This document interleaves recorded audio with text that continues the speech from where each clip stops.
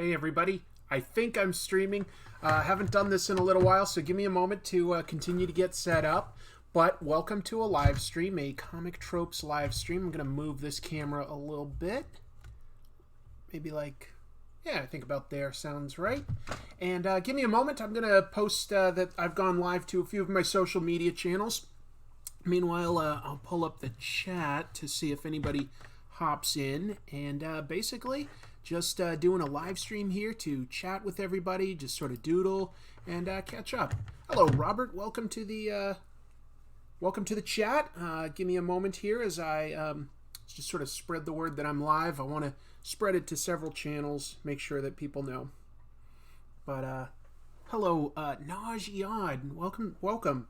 Nice to have some folks here today. That's awesome. I know not as many people get the notification since I stream through my second channel here, and that's cool. Let's see here.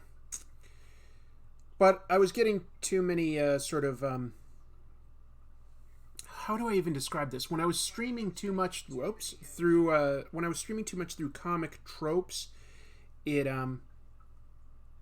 sort of demonetized the channel a little bit. It really hurt me is a simple way of saying it. So bear with me, folks. I'm just sort of sharing this link to several of my social media platforms, and then we'll be good to go. Let's see. Hello, Iron Shell, and hello, Mr. Vic. Really nice to have you guys here. Hope people are doing well. Just felt like I'm essentially stuck at home right now. I feel like a lot of other people in the world are, and just seemed like a good time to connect and have something to do. I'm going to draw here. I'm going to chat with all of you. And basically, I'll eventually take some requests. I want to draw one or two things for myself just for fun to sort of warm up and loosen up. And then I'll start listening to the chat room. But this will be fun. So, yeah, I'm still a couple minutes early from when I said that I'd go live. So you guys are sort of the pre-crowd, okay? Congrats, you got in early. Hello, Xanatas. Hello, J Muse. Nice to have people here. Bear with me. I'm going to eat a chip here. I'm got chips and water. I haven't seen Mindhunters yet, but I've heard good things about that one.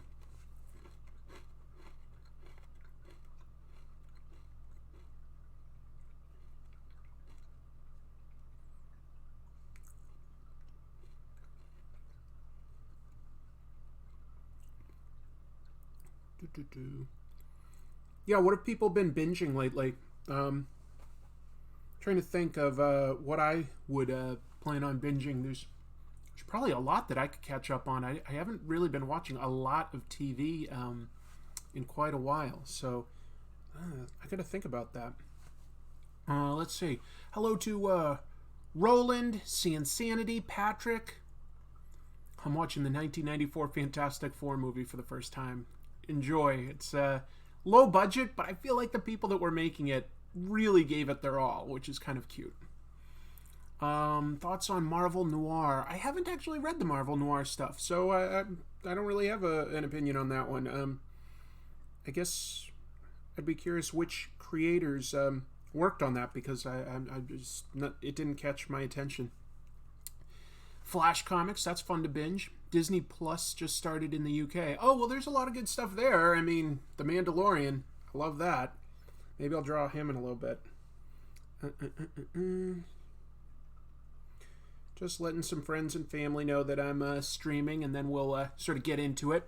What are my thoughts on the Epic Collection trades? Oh, some of those are fantastic. There's some really awesome stuff in there, no question. Let's see, I've been reading Judge Dredd. There's a lot of Judge Dredd to catch up on, so that's dope.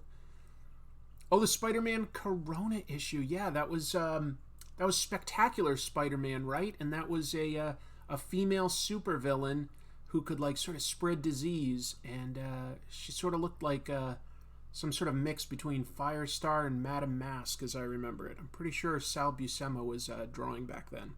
See, I sort of remember that from my childhood. I sort of remember that. That's funny what retains. Like, why would my why would my brain possibly think that that's a useful thing to remember? I don't know, but it did. The Spider-Man Corona issue. Because that was like, seriously, guys, from like the late 80s, maybe, even. Maybe early 90s. But yeah, it's a while. Can I doodle Claire from Resident Evil 2? Maybe. I'd have to look her up. I don't remember exactly her outfit, but I might be able to do that in a little bit. Have I ever played a guitar or bass or drum? No to bass or drums, unless you count, what do you call it, like Guitar Hero, because they had the drum set. I was terrible at that. A guitar, a tiny bit.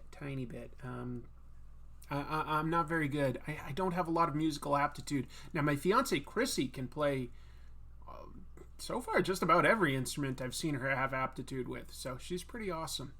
Would I be able to draw Judge Dredd? I love that idea. Yeah, I'll try to draw Judge Dredd's face. That's something I feel like I know. I'm just still spreading word on a couple social platforms. Actually, I think that's probably enough. I was just checking to make sure I put the word out there. I'll do one quick update to the Comic Tropes channel itself so that people know that I'm doing this. Have I read any of the John Carter comics? John Carter of Mars? No. I'm familiar with his story. I've read about him, but I haven't read them. Moon Knight Special #1. Yeah. Moon Knight is a wacky superhero. Well, I did an episode on him, didn't I? Do we have musical instruments in our house? Yeah, we have lots. Chrissy has several violins. She's got several keyboards. She's got a big cello.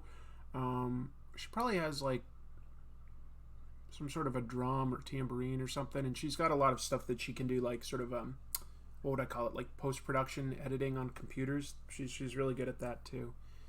Hello, XR-kun. XR-kun. I'm pretty sure that was that was like an evil Jedi from the Dark Horse comics, right? That name sounds familiar.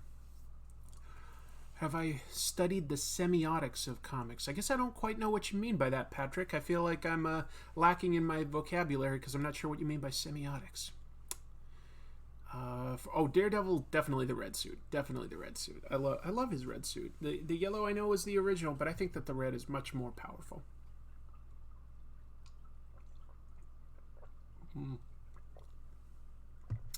What do you say to Americans watching you right now who are scared? I would say, I don't know that necessarily scared is what you should be. I do think that you should be, I totally understand being like nervous and maybe even a little paranoid. I totally get that. I would just say be cautious. Stay at home as much as you possibly can. Don't go out unless you really absolutely have to get some groceries. And just practice good hygiene. Oh, was the question Trump flipped out about? That's right. I'd say that's a nasty question. That was a softball question. I'm sorry. Let's see. Oh, my sister's here. Hey, Jean. Thanks for jumping in. I appreciate that. That's awesome.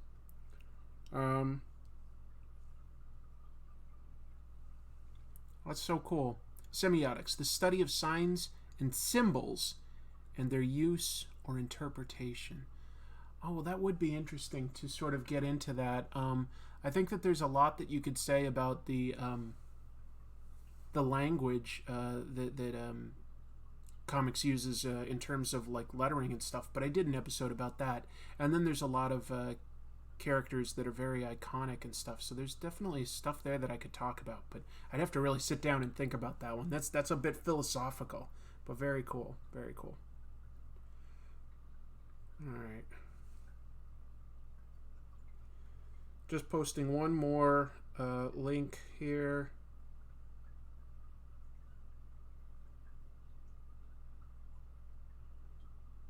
Cool. All right, so hopefully enough people know that we're live. And, yeah. Hello, TARDIS Rider. Have I talked about Rom the Space Knight? No, I do sort of want to talk about Rom someday, or possibly just do an episode that's more of a deep dive about Bill Mantlo, who wrote most of the Rom stories.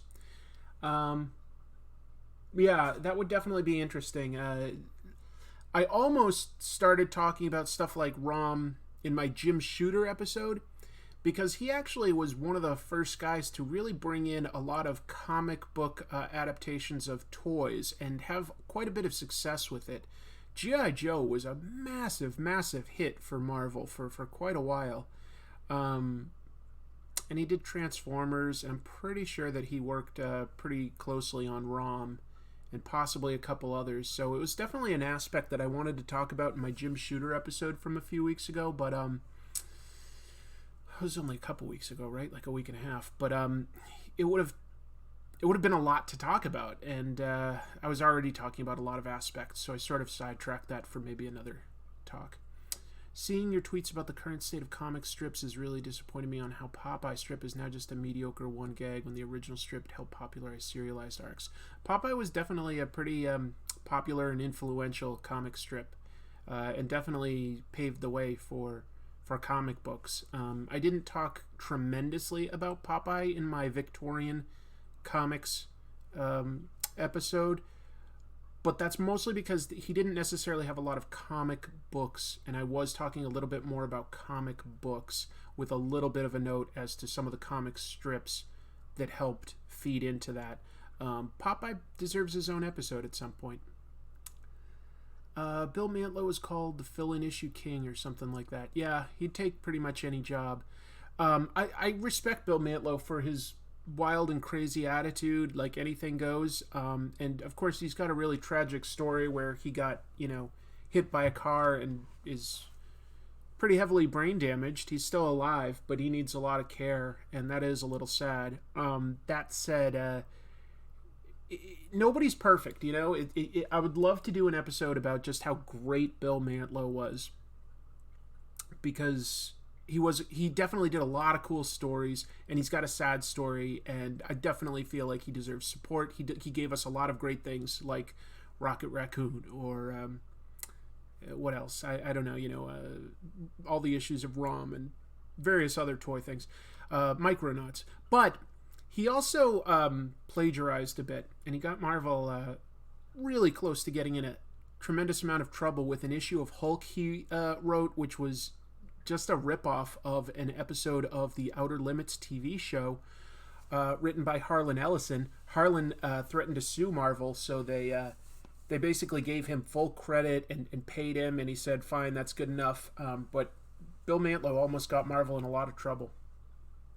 EC Cigar deserves a lot of love and respect. Yeah, he definitely does. I haven't done episodes on Dave Cockrum yet, no.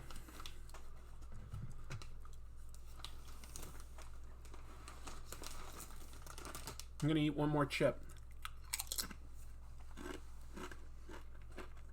Fave Judge Dredd stories?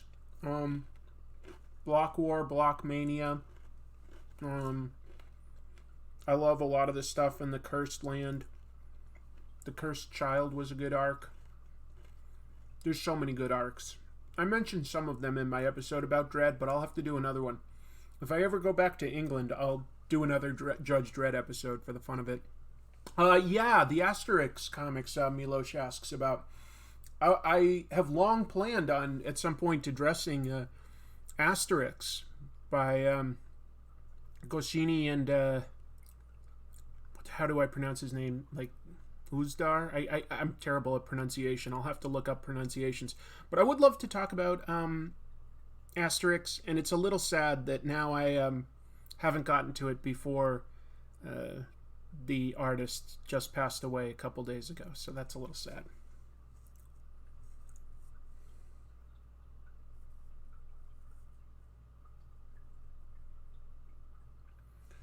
Well, I've done plenty of greetings, given people a chance to pop in, and I'll just start sketching. I'm not doing anything too fancy, but sort of doodling about.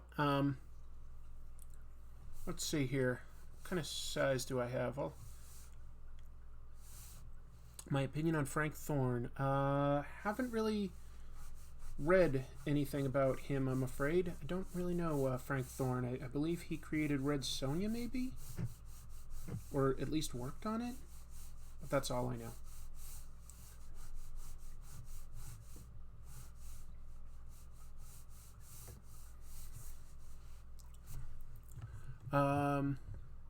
What do you think about The Rush? Don't know what The Rush is. Sorry.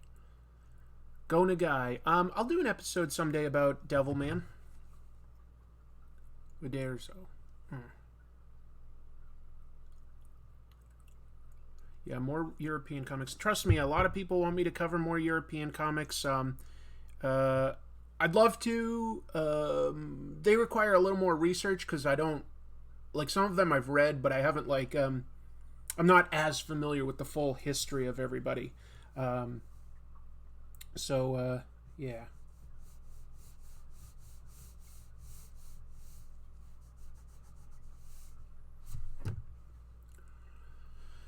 Oh, yeah. I hear that the Dick Tracy strips are good, but I'm not really reading any of them in the newspapers these days, so I don't know exactly what they're on about. Thoughts on Mouse? Yeah, I'll definitely do an episode on Mouse at some point. Or really, probably what I'd actually do is more an episode on Art Spiegelman, because he's done a lot of stuff for comics aside from just Mouse. He's done Raw. He's done a lot of stuff for independent, not even just independent, but really like underground comics. So yeah, I'd love to talk about him some point.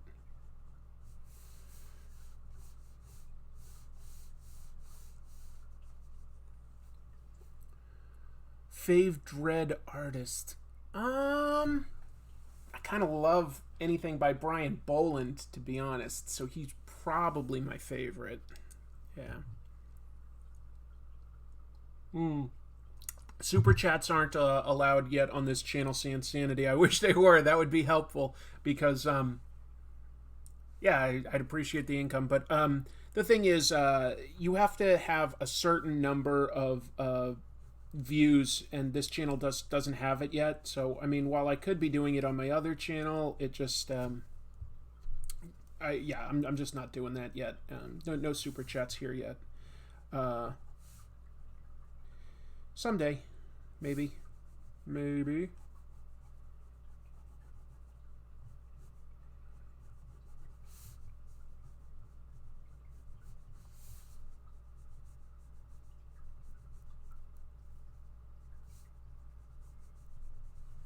don't know if I really like this. I was going to do Dread, but I don't know that I'm really feeling it.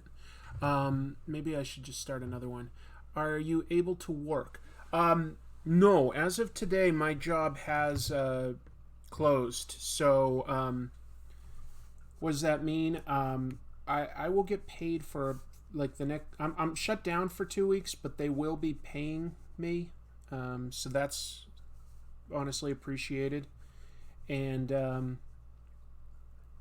beyond that, like I probably won't make quite as much as if I was there. That's for sure. But yeah, I'm gonna be relying on YouTube a bit more. Why can't I figure out the shape of Judge Dredd's helmet, folks? It's not angled like that, is it? It's more like... Let me do it in profile.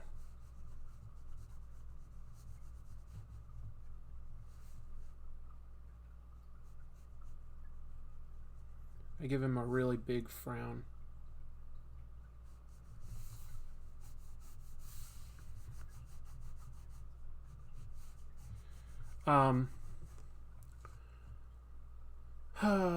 Yeah, so I'm not working on a Lemmy beard. I do need to shave a little bit, but now I will be shaving.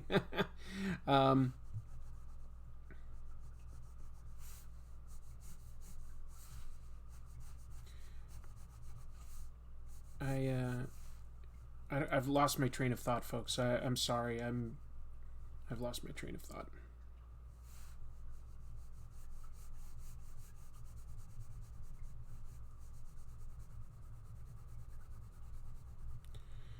Yeah, going a little more sketchy here, but I already feel like this is closer to what Dread should look like. What did I do wrong there? Well, this is why I'm not a pro. Just sort of working on my craft here with everybody.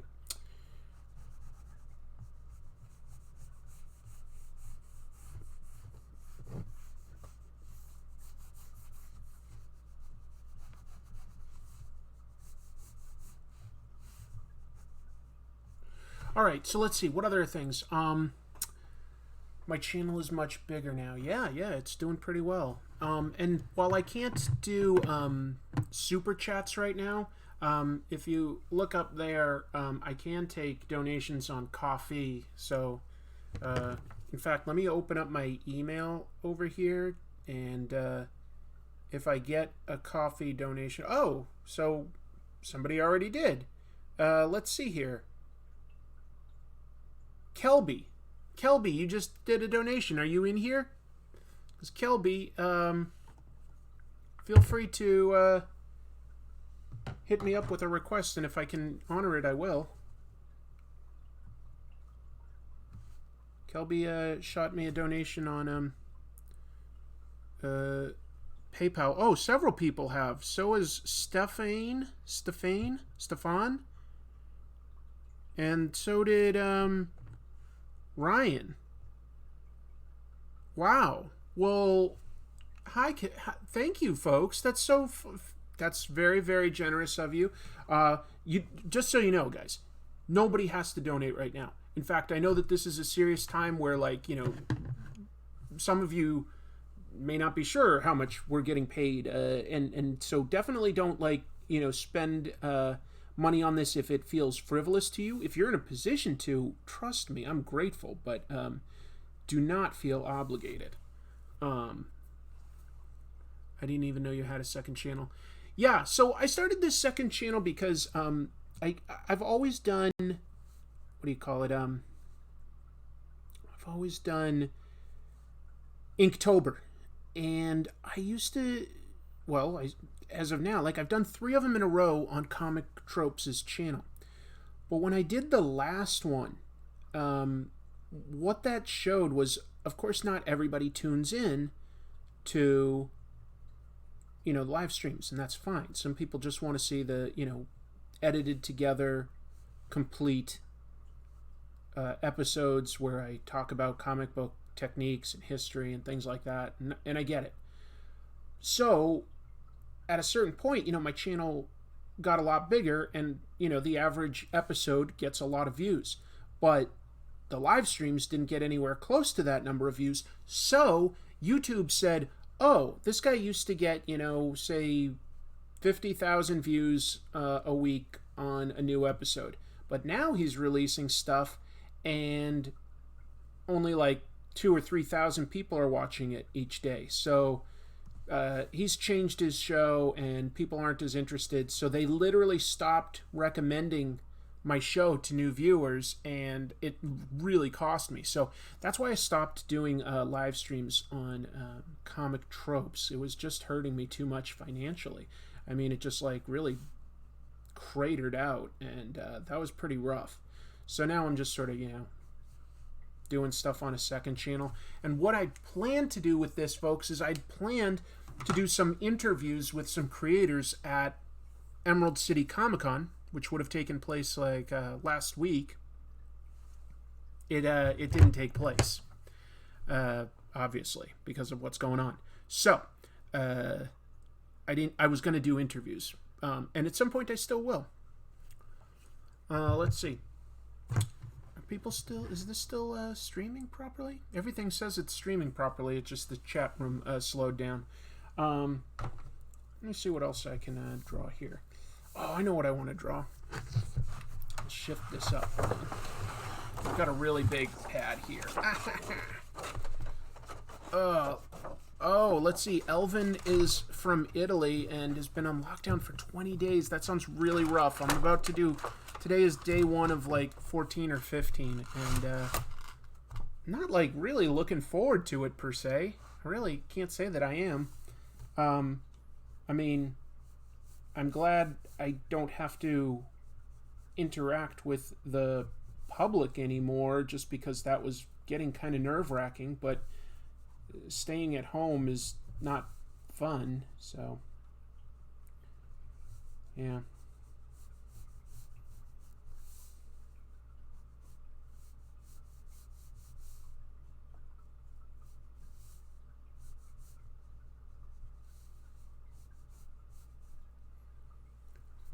I feel like the chat froze up. Let me.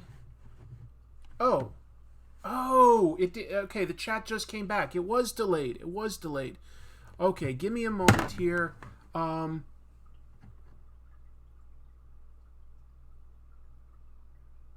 okay, wow, I missed a lot, folks. It froze for a while. Greetings from lockdown Scotland. Hello, Seed Hill. Hello, Terry. Hello, Ellis Grieger. I'm not still selling cars right now as of today. I'm closed for 2 weeks at least. Let's see. Kelbo is yeah, okay. You've got a request. I'll take care of that. I'm shelter in place. There's a lot I'm catching up on real quick. Give me a moment. Would I ever consider attempting sculpture work? Um, Maybe.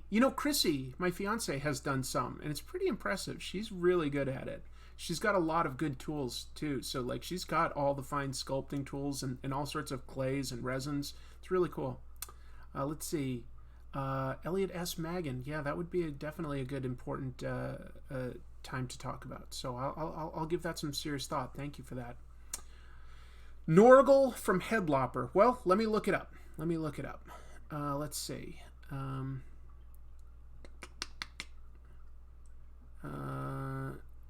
Have I considered doing a video on Max or Sam Keith? Yes. And it came close to one, and then I abandoned it at the last minute. So I've actually got a lot of it worked out. I just didn't feel like I quite had an angle. Yeah, I've read a fair amount of Valiant stuff. Let's see. Just sort of catching up. Okay. Have I watched Lock and Key on Netflix? Only the first episode, and it did seem like they took some liberties. It wasn't quite as what I would consider horror. I would say that the comic is horror, but that the show seems like it maybe is more adventure. So that was a surprise. Not sure if I like that because I love the comic. I love it. We'll see.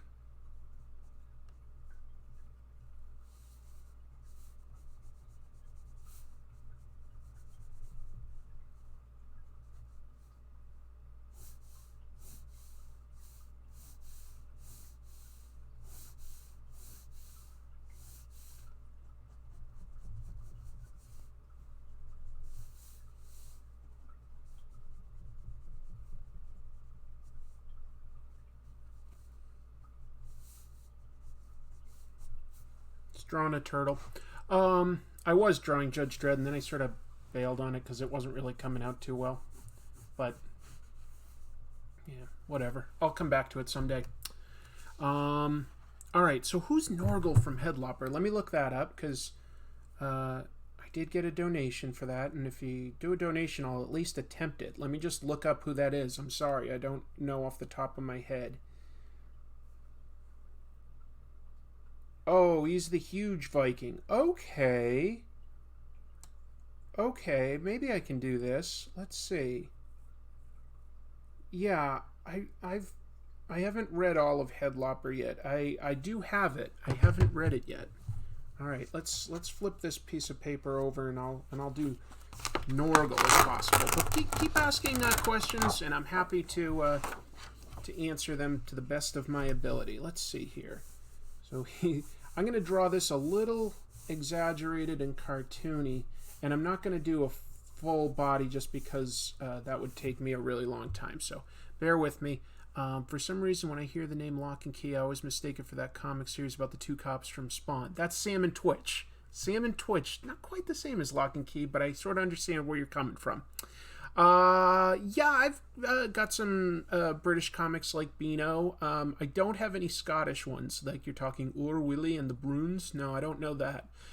Beano, a viewer once sent me some Beano comics, so I have seen them, and I know they're really long running.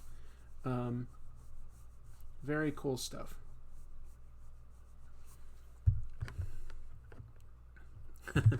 Headlopper is great, very Mignola inspired. That's why I picked it up. It looked really badass.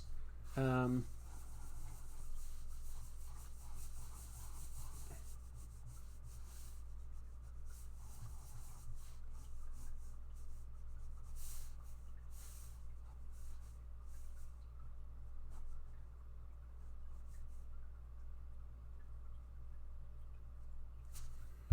let's see. What am I drawing?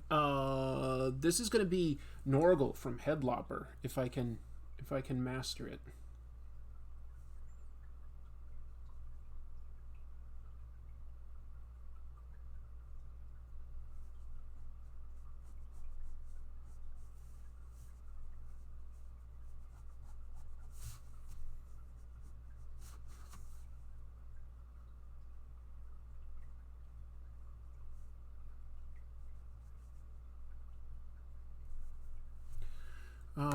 Have I watched Beastars? No, no, I have not. I know that that's some sort of like animal manga, right? Animal people like stuff.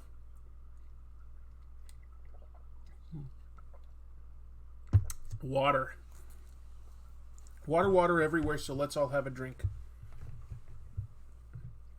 Is that how it goes?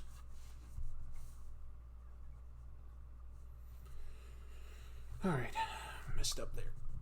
Just realized what I was trying to do and I didn't do it right.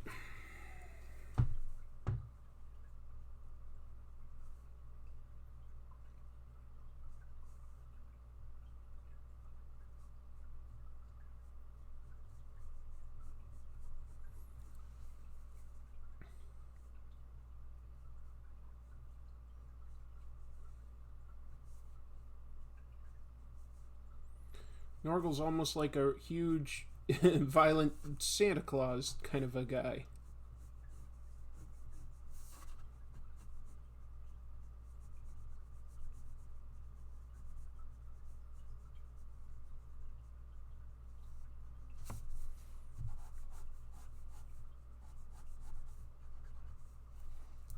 Let's see.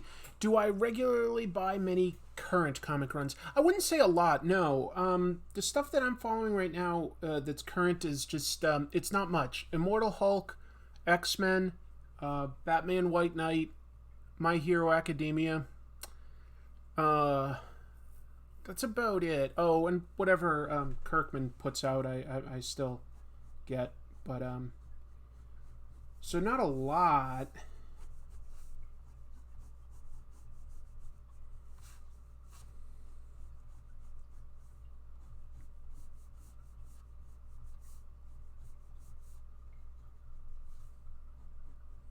Mostly what I do is, if something is getting a lot of attention or something, I will pick it up eventually, but I don't always pick it up on like a monthly basis.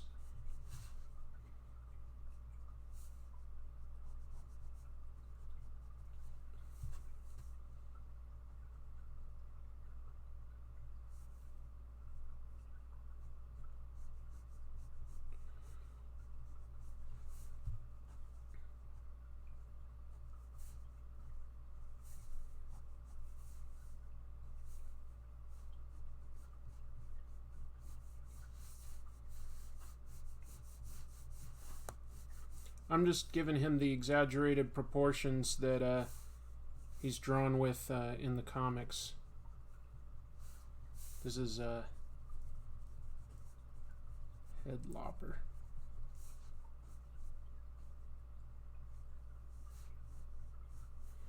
And I'm obviously like not quite doing it in the same level of like fine detail that I would when I'm like what do you call it? Inking for you guys, but just having fun. I haven't read Zdarsky's Daredevil. I should. I love Astro Boy. Astro Boy's great. Thoughts on the new Warriors?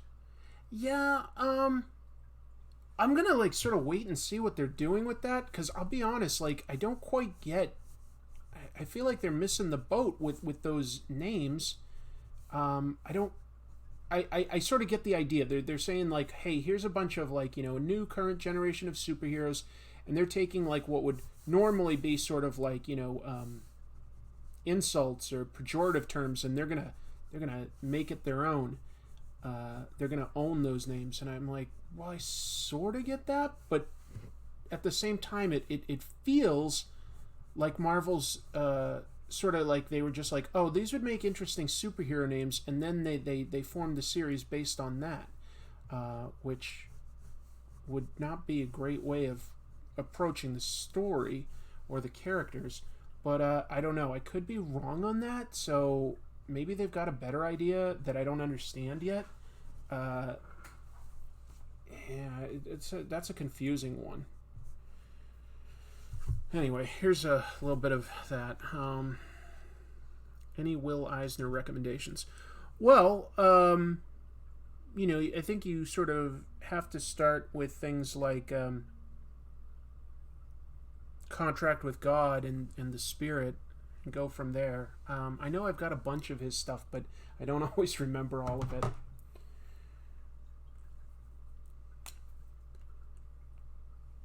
And Duke just said the same sort of things.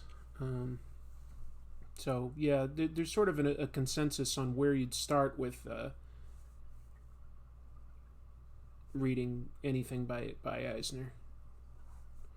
Chrissy may be joining us later. She said she'd like to draw and hang out, and I said that would be awesome. That would be a lot of fun. But she's working from home, so she actually still has quite a bit of stuff that she needs to get done for now.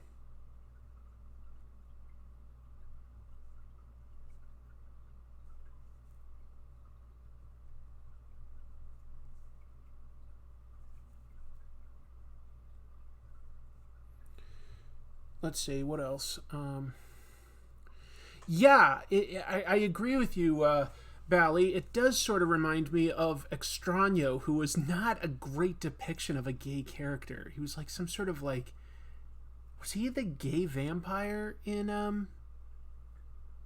Yeah, he was a vampire, I think. But like, I don't know. He was weird.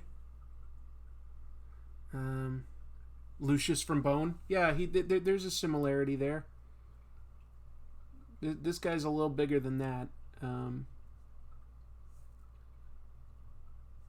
Anyway, I'd sort of need like to do a good job. I'd need more reference to sort of like have like his weapon and stuff. But hopefully this is enough to give you an idea of where I'd go with it. Can Chrissy play Thunderstruck on cello? I don't know if she can or not. That would be awesome. Let's see.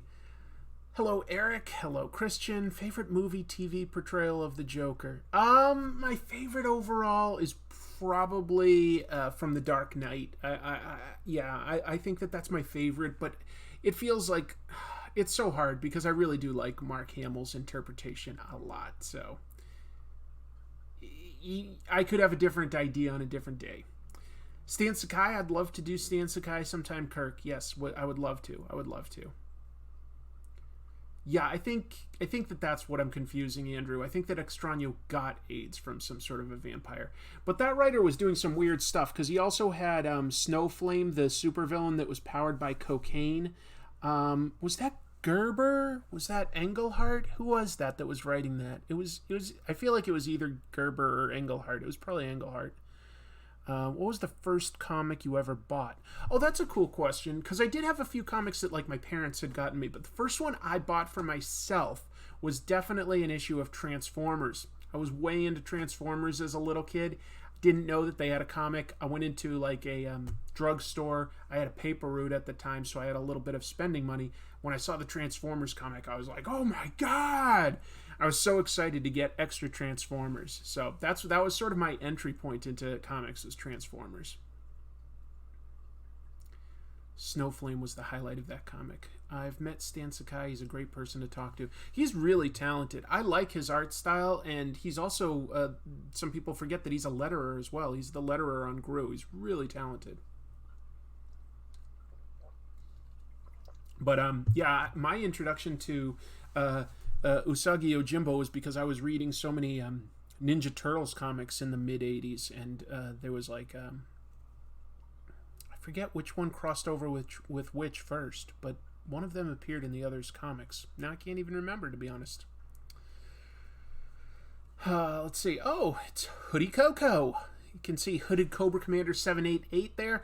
He's got a YouTube channel where he reviews vintage G.I. Joe action figures and sometimes comic books. He's an early friend of the show. He's been a great sounding board for me all along. So I love G.I. Joe. I'm really into it. So I definitely recommend, if you're into it at all on any level, check out Hooded Cobra Commander 788's channel. It's really good. It's really good. Besides Transformers comics that you made, will you show us more of your early creations? That would be fun. I'm not sure if I've kept much other than that Transformers comic. Although I did apparently, not apparently, oh, surprise, I made a comic and I forgot about it. No, when I was in either late junior high or early high school, I did a comic book called Immortal Guy. And it was started out as just a guy that kept getting like blown up and falling off cliffs, but I just sort of kept making it. And so eventually I said that what he had was like immortality, as well as luck-based powers, and since he was in a negative frame of mind initially, he just kept hurting himself. And he ended up getting a cool sidekick called Worm Boy, and Worm Boy was totally inspired by Rick Veitch's run on Ninja Turtles, where he created a character called the Leech that sucked the mutagen out of some of the Ninja Turtles and sort of turned them into just regular turtles, and he became like a huge, powerful creature. He sort of became a big mutant. And I'm just trying to remember exactly how I drew Worm Boy, because it was totally based off of how Leech was drawn. Something like this. I just remembered that recently, that I'm just doing like sort of a bad drawing. And Worm Boy was like sort of like the hyper competent sidekick. He was essentially just a worm with hands and stuff, and he could suck up dirt through his hands and then like spit it out as like objects. He'd like compact the dirt in his body and like spit it out as like, a hammer or something like that, or a pole. But he sort of looked like this. This was Worm Boy. There was more to him, but I haven't like seen those comics since I was a kid, so I don't remember exactly how his uniform looked. It was something along the lines of like that. I don't know. He was short, so that I was trying to make him squat here. But yeah. Pacific First Tundra. Yep, I'm going to talk about Tundra this coming week. That's not all I'm talking about, though, so that's why I'm giving that. CW is doing a Stargirl show, the one from Legends of Tomorrow. I didn't know that. I've fallen behind on that. I have read Asterix. I had a friend in junior high, and his mother was French, and so he had a bunch of Asterix comics, and we became friends because we were both into... what were we both into? Was it Transformers or something? Anyway, we got into like indie comics at the same time. He was really into Cerebus and Usagi Yojimbo and Ninja Turtles, and he introduced me to Asterix. Yeah. Oh, I see what you're saying, LS. Yeah, that Stargirl is not the comic book character. But there is a Stargirl TV show. It's on the DC streaming service. Yeah, Morgan, you remember, Gene.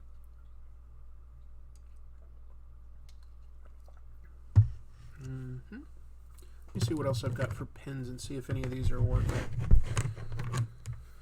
Hello, Ethan. Welcome. I'm going to take a quick look at my emails here. And Sheldon gave a donation through coffee. Thank you, Sheldon. If you're still here, let me know if I should try to draw something. You're still here. I just saw you up there. So, yeah. No, I don't have the DC streaming service. I don't have cable right now. What do I have? I have Netflix, Amazon Prime, and YouTube. That's it. Edith and Bill are moving out of Scituate. Oh, really? Okay. Claire Redfield or Leon Kennedy. Well, let me look it up because I'll be honest. Like while I've played those games, I'm not a super fan, so I don't necessarily know how she looks off the top of my head. Let me see what I can come up with. Claire Redfield. I remember in the movies she's played by Ali Larter, right? I'm thinking of the right person. I don't know who played Leon. She was just like a cameo in the movies. Oh, okay. Claire. Okay. So Claire was not the cop with like the mini skirt and the beret. This Claire was the one that was like the sister, and her brother was a cop or something like that, right? Well, I'll do my best here. I'm not sure. I'm not 100% sure what makes Claire Claire, but let me see if I can come up with at least something. I'll just sort of do a face here.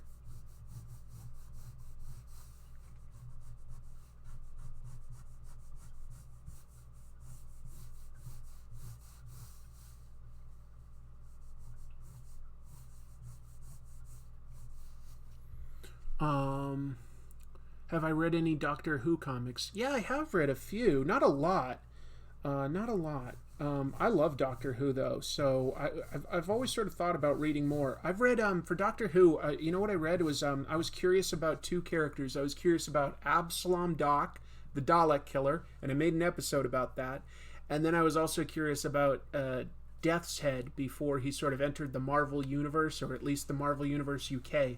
So I went back, and Death's Head was a character that appeared in various Doctor Who and Transformers comics. So yeah, I was thinking of Jill Valentine, Sheldon, but let me see what I can do here for something that makes it Jill Valentine. She's sort of got like the big bangs and maybe a ponytail or something. Oh yeah, bangs and ponytail are defining characters. Thank you, Roland. All right, that confirmed it. Good timing. Taco Bell official. Wow, the official Taco Bell account follows me. Absalom Doc is great, isn't he, Seed Hill? And they made that canon. There was an episode of Doctor Who where it showed like various sort of wanted criminals, and one of them was an illustration by Steve Dillon, the late great Steve Dillon of Absalom Doc. So like that in my opinion is definitely a canon that Absalom Doc exists in the world of Doctor Who.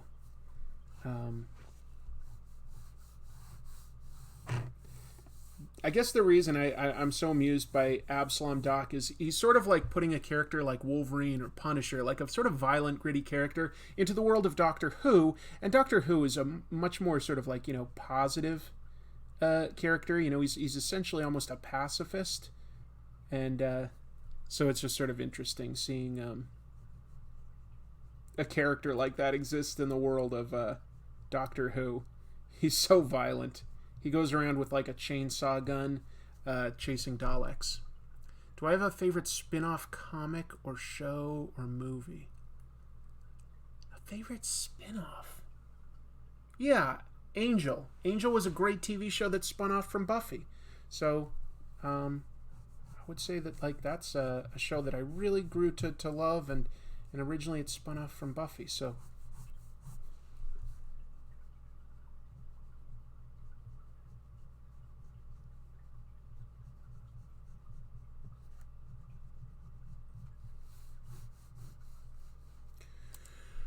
Who's your favorite Doctor? If I'm being honest, I think it's come to be David Tennant's Doctor. What was that, 9? Was he 10? He was 10. He was 10. But there's a lot of Doctors that I love. There really are. I love the 5th Doctor for some reason. I just really like him. And the 4th Doctor, definitely. The 2nd and 3rd have really been growing on me over the years. Yeah, Sylvester McCoy I love.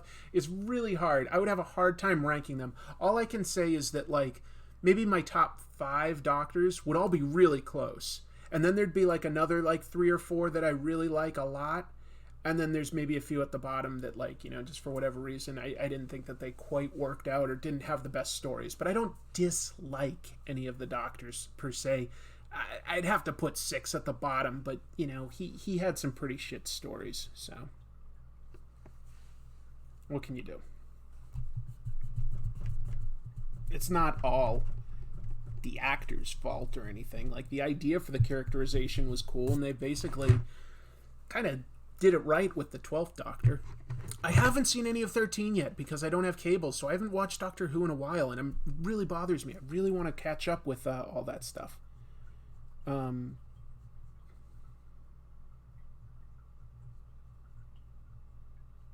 Yeah, I'd really love to catch up with Doctor Who. But right now I'm not too plugged in.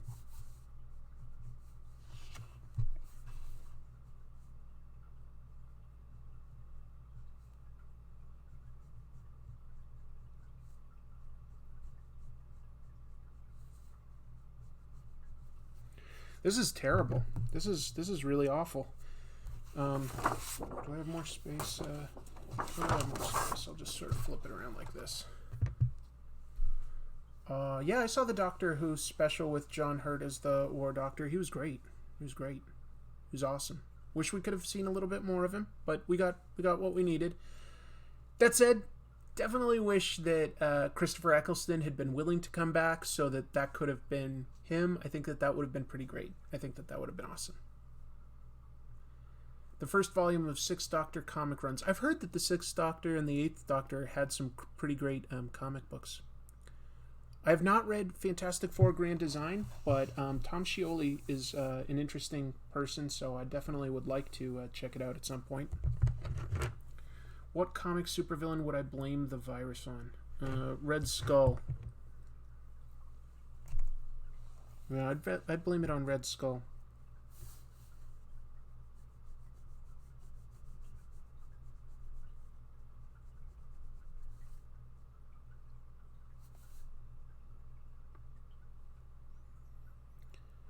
I'll be out in a bit. I have a conference call. Oh, sure. Totally understand. Which do you think was better, Ninjara or Alopex? Alopex. How are your shops doing now that Diamond is shut down? I haven't talked to them yet, but I assume that they're going to have to close. I think that I don't see how my comic shop would be allowed to stay open with the current order for non-essential business having to close. So pretty sure that my comic store had to close, but I'll be reaching out to them and figuring that out. I'm not sure yet.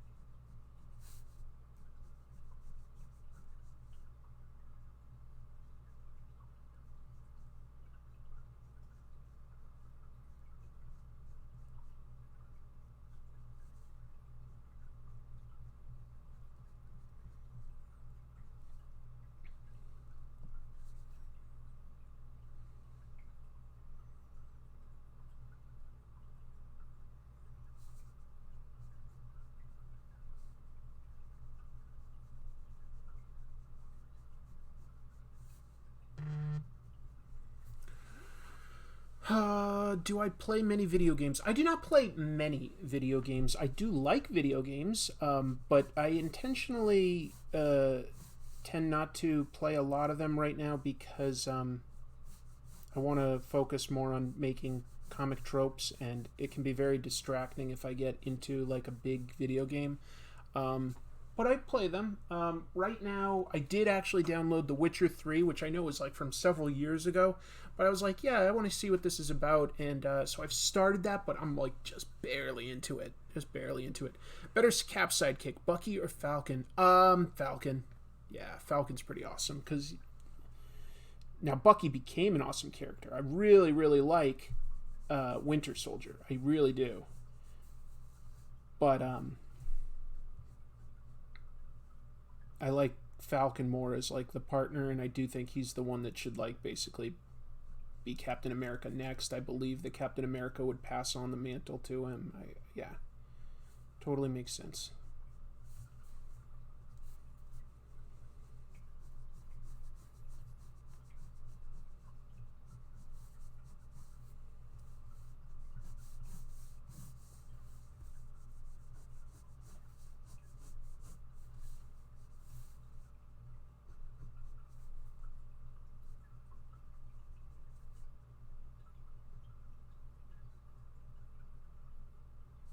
What else is being asked? All right, sorry, I had to go quiet every once in a while. Hope the Ms. Marvel show will be a success. Yeah, I hope so too. I think Kamala Khan's awesome. I think she's one of the best characters Marvel's made in like the last, 10 years. Really enjoyed my Ditko episode. Thank you. 40 hours into The Witcher 3. Yeah, I'm maybe like two hours, if that.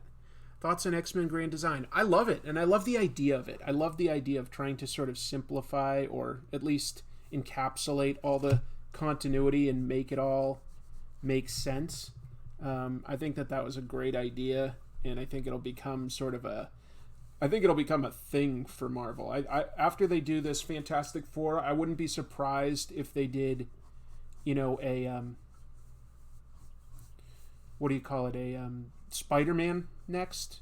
So they've got like X-Men, Fantastic Four, maybe someday do Captain America or Avengers or something. I feel like I don't really understand Claire enough to make her seem like a believable character. I'm trying here, man, but I don't know if I really did it or not. This was my attempt at trying to make her a real drawing, and I just don't necessarily know what makes Claire Claire.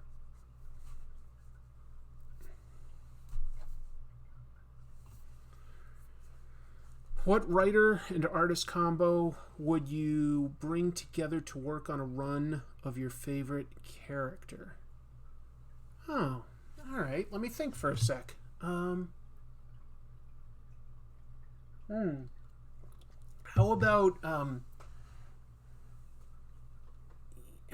you know what would be interesting is like sort of like I'm trying to think of like who the writer here, but I'd love to see Bill Sienkiewicz do some superheroes again, and maybe some sort of like gritty street level stuff like Daredevil. Because he did great on Elektra and stuff like that. But maybe somebody like it's more sort of whimsical and philosophical, like Neil Gaiman.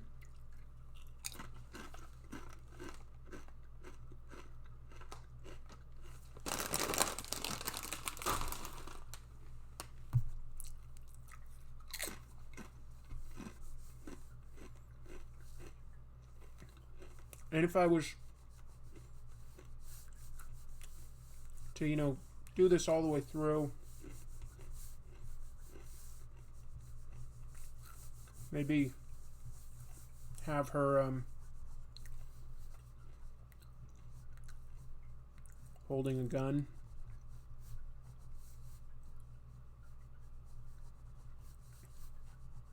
Right? I mean, that's pretty Resident Evil.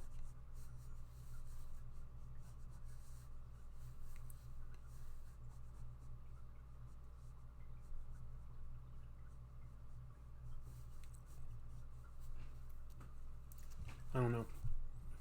Something like that. Have I read much of the Sandman series? Not a lot. Not a lot. So earlier I had sketched out just the main parts of like a Wonder Woman. So I'm going to see if I can turn this into a drawing. How would you clean up the storyline in Avengers number 200? I just wouldn't have had that happen. Like, there's, I don't think that there's a way to save that story. It's terrible. This is too big a pen. Have they tried evicting evil? They should. They really should.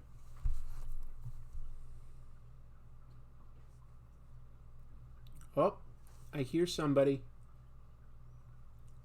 Do I hear a fellow artist coming? Maybe. I think we have a background guest star appearing. Is that true? It's exciting to me. Oh, look at... Are you going to draw? I don't know. Okay. This is exciting. I just got gifted with some salsa. So now I can really annoy you by eating on camera. I made an episode about it, Ethan, if you're curious. Look for the Comic Tropes episode, Avengers Lowest Point. Doc Shaner on Superman. That's a cool idea. You're getting greeted. Oh, hello everyone. Including by Jeannie. Hi, Jeannie. It's not annoying, it's ASMR. Kirk or Picard? Picard. Want to see the bedspread I just bought for the guest room? Sure. Chrissy just bought us a bedspread for the guest room. This is our new bedspread. Chicken salad wrap. It's a chicken salad wrap. Duvet cover. So when somebody comes to stay at Casa de Chris, they're gonna stay in style. My pens are busted. They're all in crap condition. I need new ones. Why Picard? I guess I just felt like his character was a little more relatable in a lot of ways in terms of how he would approach not just solving solutions like diplomatically, but like I really felt like he's everything a leader needs to be. He was an action hero when he needed to be, but mostly, you know, he relied on giving good direction to his people and trusting them to do their job. And just turning them into like the best that like Starfleet could offer. I felt like he was a real thinker and like a Renaissance man, you know. I don't know. I like Picard a lot.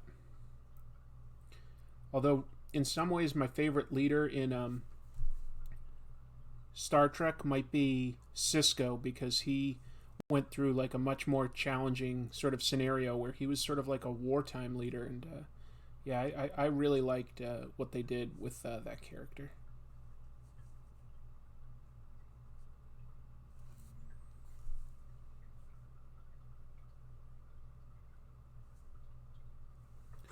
Do you think Wonder Woman using a sword over a lasso takes away or adds to the character? Takes away. I drew it here just for fun, but she should have a lasso. Like, a sword is almost too violent for Wonder Woman. It fits with her sort of sword and sandal, like, you know, origin and stuff like that. She can use a sword, and I like her shield. I do like that, but yeah, the lasso makes way more sense as an iconic accoutrement.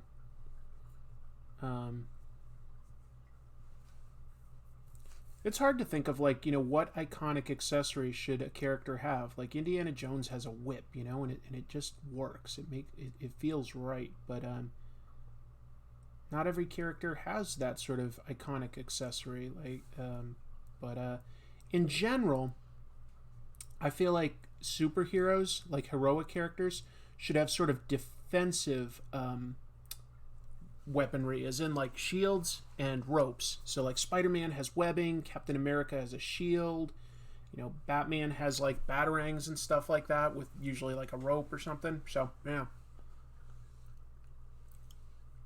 I don't have an opinion on him, unfortunately, because my dad raised me on Kirk. That's cool. Can you free sketch Fantastic Four's The Thing? I could try. The best thing about Indiana Jones is his lightsaber. There you go. Dropping real facts. Tiger King is a recent true crime Netflix series about like somebody that maybe got eaten by tigers.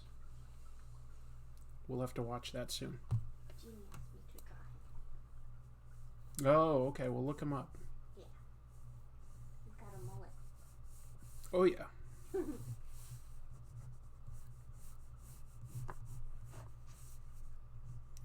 Do you have a loving blue-eyed thing? Aunt Petunia's baby boy.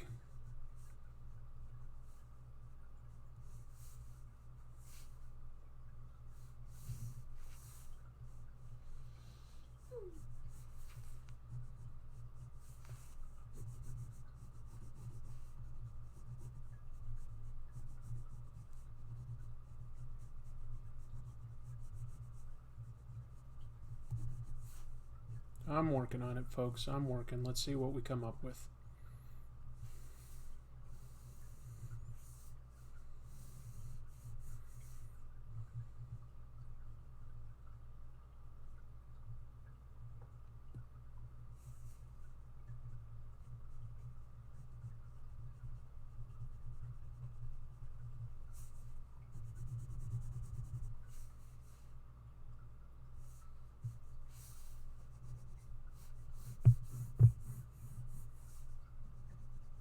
I don't think I've ever really tried to draw the Thing, but this is fun.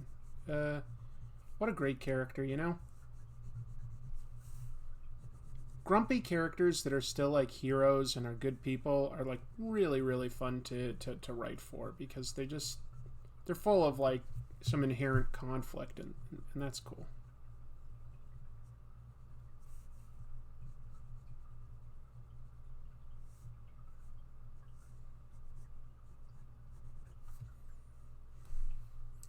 It's clobbering time.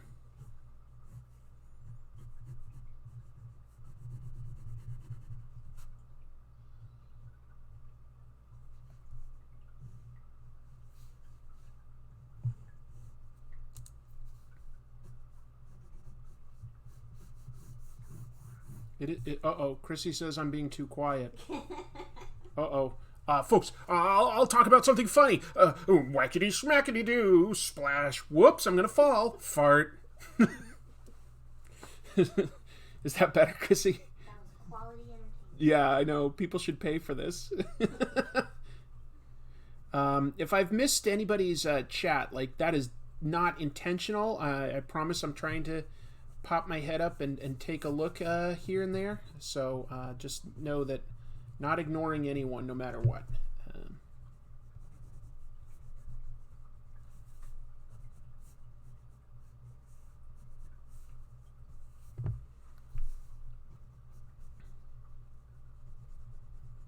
It's your Uncle Benji.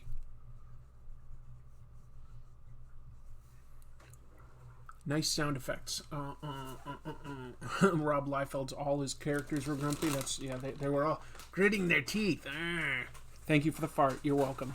The Thing was my first fave superhero. Isn't he great? He's just so charming.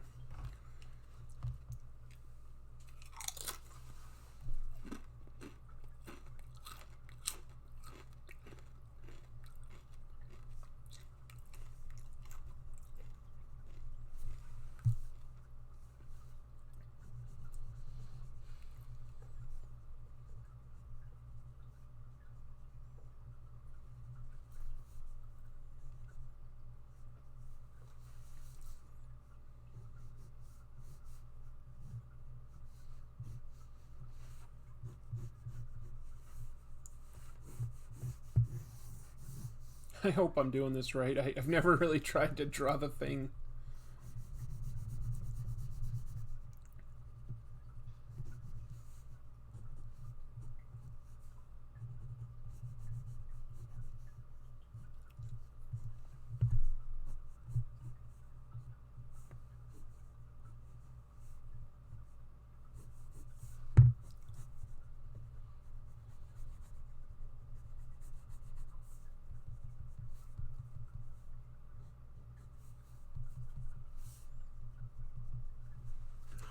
Do you like Jack Kirby's OMAC?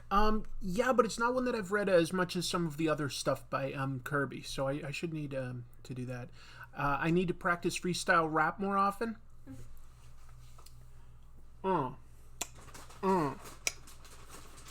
Rip to the rap to the rip. Look out now, I'm gonna eat a chip. Huh? That's not bad. I'm pre-playing that one. I am not reading the Transformers My Little Pony crossover. That sounds hilarious. I don't know. I could identify a My Little Pony if you had one in front of me, but I don't really know the My Little Pony story. Like, I don't know why the ponies are sentient, and I don't know what their goal in life is. Like, whether they fight a wizard or a dragon, or if they just, like, you know, want to win horse races, or I don't know. I don't know anything about My Little Pony. Sorry.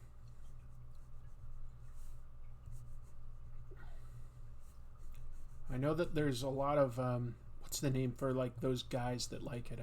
Bronies, right? That's what they call them. In my opinion, the people working on Ms. Marvel show need to look at Static Shock. Yeah, well, that was a pretty popular show, wasn't it? ElfQuest I've read a little bit, and I'd love to do an episode that would require me to sort of do a deeper dive and learn a little bit more about Richard and Wendy Pini and what they wanted to do and what they accomplished and what maybe they didn't accomplish but wanted to.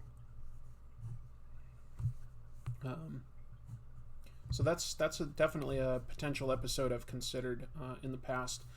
I've got no shortage of ideas, and every time an episode does well, I get tons of emails and messages from people I've never heard from before that go like, hey, I'm sure you need ideas for episodes, and they tell me about their favorite comic, and that's fine, but I'm just kind of like, I've got plenty of ideas. I like comics. There's a lot out there.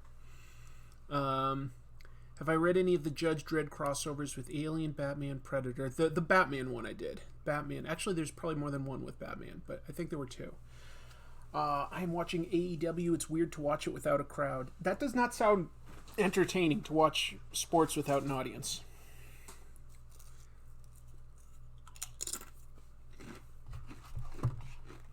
Yeah, I don't know the exact model, but I feel like that's fairly accurate. Favorite replacement FF character?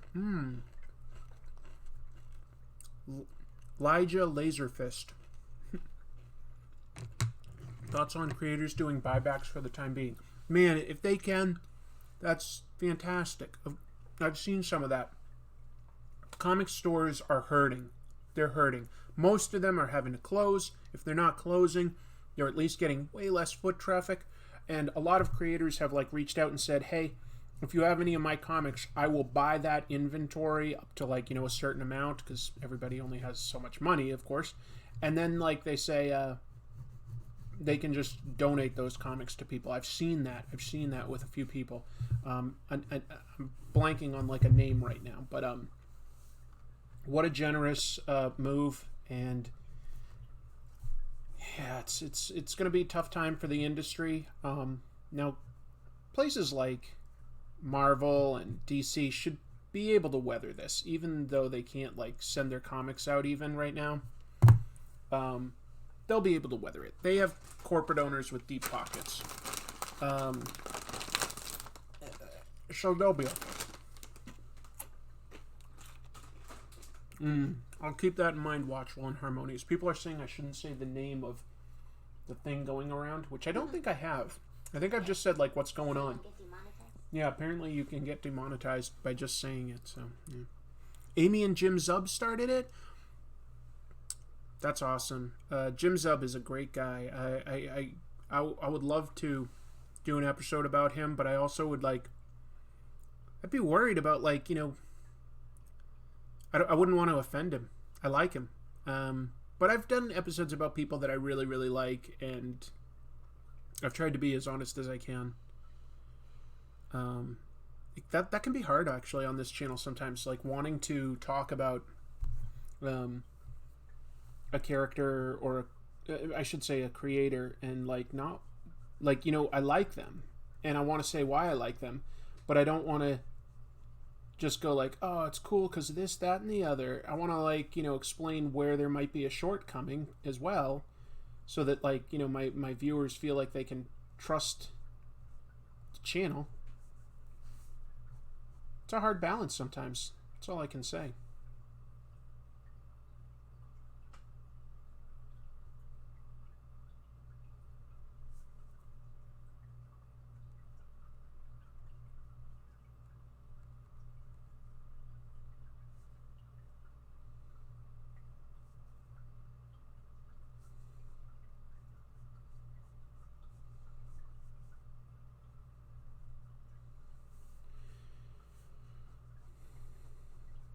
But yeah, I think that the comic book industry will emerge changed after this.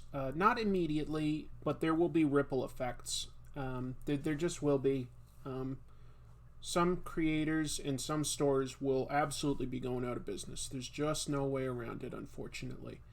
But that shouldn't necessarily intimidate us. The medium itself, people can still enter it. New players can enter it. And so we may get a different model moving forward that's more sustainable and can weather storms like this. So we shall see. exactly what happens. Are you making any comics these days? No, but I'd like to. I do have several ideas, and I just need to be in a position where I can afford to pay my artist, and then I can hire an artist. There's definitely some stuff I'd really like to do right now, to pitch, and so we'll see.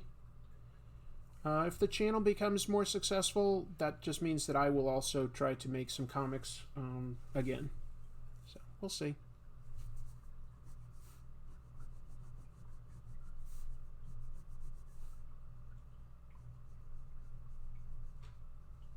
Are you drawing, Chrissy? Nope, I'm looking for more food pillows. Food pillows. The comic industry needs a balance of new blood with old school veterans. Always, always. Thoughts on current Kirkman books? I've got them, but I have fallen behind, so I don't have any deep opinions. I sort of I love Kirkman. He's a great guy, and he's got some great big ideas. I sort of proofreading both Invincible and The Walking Dead from issue 1 to the final issues meant I was reading a lot of Kirkman for a long time, and so I definitely understood his tropes, and more than that, more his dialogue and stuff. And I wouldn't say I was burned out, but I knew it really, really well, and I needed a break so that I could look at his stuff with a fresh set of eyes and appreciate it more. So I've sort of given myself a small break, because I do like his stuff. I hope that makes sense. What indie comic superhero deserves a movie? I heard Bloodshot bombed. Well, I don't think it's fair to say that Bloodshot bombed in some sort of, a vacuum. Bloodshot was out for less than a week before movie theaters started closing. So, and even before they closed, people were nervous to go out in public. So, the numbers on that aren't really a fair indicator of how a Valiant thing can do. We'll have to wait and see. What was the first comic you saw where comics could be for adults? Well, probably, honestly, early Ninja Turtle stuff. And that wasn't exactly for adults, but I was younger, and it was much more sort of gritty and violent than the stuff that I'd read up to that point. So it's sort of, I was like, oh, comics can be anything. That was definitely an eye-opener. Ninja Turtles definitely taught me a lot about comics. A lot of fill-in issues by different creators. A lot of different interpretations, and just sort of being a black and white indie book as well. It was an interesting education.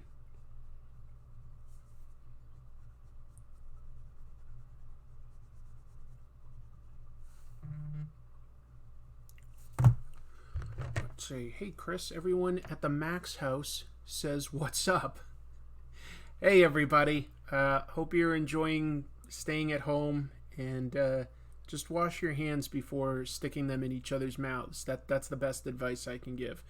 I know everybody out there loves sticking hands in each other's mouths. It's something we all do every day as human beings. During this crisis, if your hands are dirty, wash them before you stick them into somebody's mouth. Don't just stick your hand into somebody's mouth without even asking. Now, normally that's fine. Normally that's encouraged. Right now, that's not a good idea. So that's my best advice for how to handle what's going on right now. I hope that helps. Would you recommend the IDW run of TMNT by Eastman for someone with limited exposure to them? Absolutely. Great jumping on point, actually. Fresh. I mean, I know there were 100 issues in, but you can start there and catch up on the trades. Ostrander's Suicide Squad was kind of adult-oriented. Don't disagree with that. Anyone have a chance to see the Eric Larson interview on Cartoonist Kayfabe? I've got it bookmarked to watch. I have not seen it yet. I love Eric Larson. Would love to watch that. Is it okay to kiss strangers on the mouth? Is it okay? Always okay. No. No, I would say not. I would say do not kiss strangers on the mouth these days. Forehead only. No, that's obviously bad advice too. I like want to joke about this stuff, and then you're like, oh, geez, what if like even one person took me seriously? Uh, which nobody can. Nobody takes me seriously, but good lord. Yeah, don't kiss strangers on the mouth right now, folks. Don't kiss strangers right now. My sister just sent me a pretty funny image here. I'll show it to you guys. It says Hulk smash COVID-19, and he's. Oh, I said it out loud. Oh my God! So if I said it out loud 3 times, I think Candyman comes and guts me, something like that. I have not seen the 2000 AD Future Shock. I'm not sure where I could find that, but it sounds awesome. Pass the bottle. Yeah, pass that bottle. First we're gonna wash. Then we're gonna rub. Then we'll get rid of Corona. Do I get recognized by fans much in public? Not much. That would be crazy. I have a relatively small YouTube show. Have I gotten recognized? Yeah, it's always flattering. It's amazing. I got recognized in Japan more than once. So that was pretty amazing. Should you only kiss strangers on the elbow? That's exactly right. You go to your own elbow, and then you touch that elbow to them. That's what you do. Chrissy says no. What? The doc is on this site called Tubi. Oh, I've heard Tubi is like sort of a free with ads streaming platform, right? Okay. So Future Shock is about 2000 AD, and if people don't know, 2000 AD is a long-running British comic anthology, and it's where Judge Dredd came from, among others. So, yeah, very cool. Let's see, what else can I draw here? Let me move this around.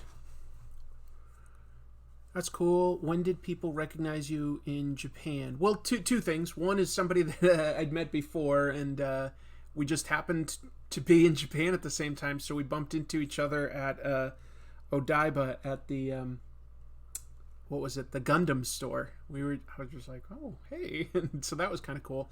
Not like a friend, just somebody that's also an artist. And then the big thing that was really flattering was I went to a Dr. Sketchy's in Tokyo.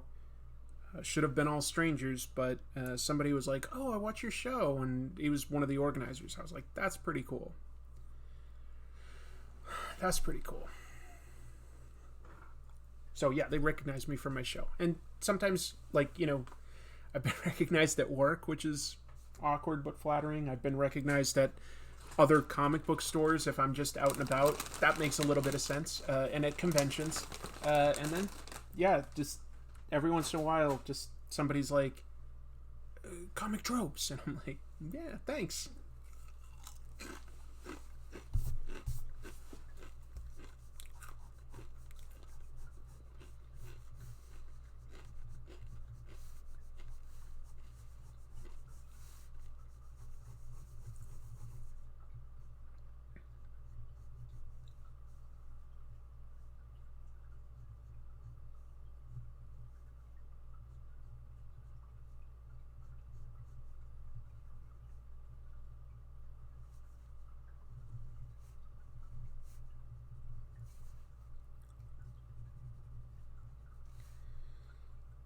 That's life.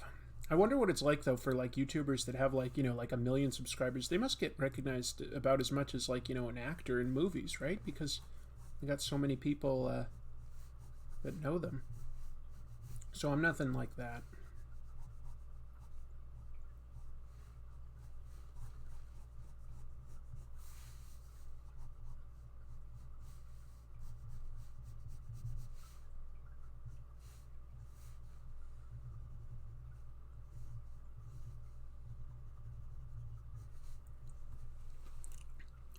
Oh, hey Chris, hope all is well. Stay safe. Stay safe. Stay safe out there. Thank you. Can I please draw ideas for the new Shrek movies? Done. That's a great idea, Tim. All right, let's get some of these out of the way. Yeah, get some of these out of the way. Shrek. First of all, it's been a while, so I don't necessarily know how Shrek looks. Give me a second to think about that, but I'll just look at him for a minute. Have I done a comic tropes on Eric Larson? Not yet. I want to. Let me just remind myself what Shrek looks like, and I'll come up with a new Shrek movie right now. Oh, okay, that's right. He's got the little horns on his head and the big... Okay.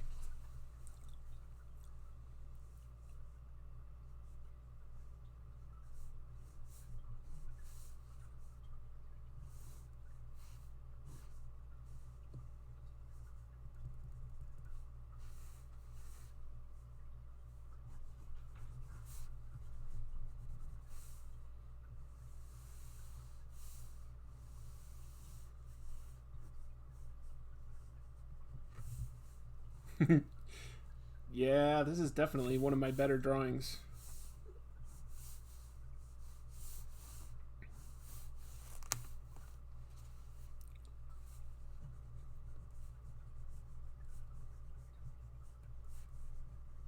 Where could this be going?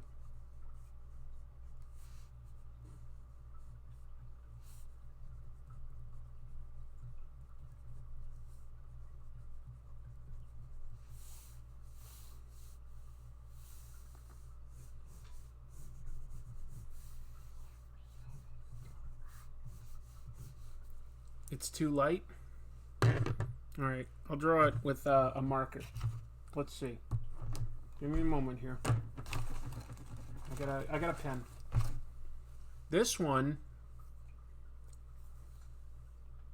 Oh, why can't I open this pen? There. Oh, that's good. It doesn't work. Cool.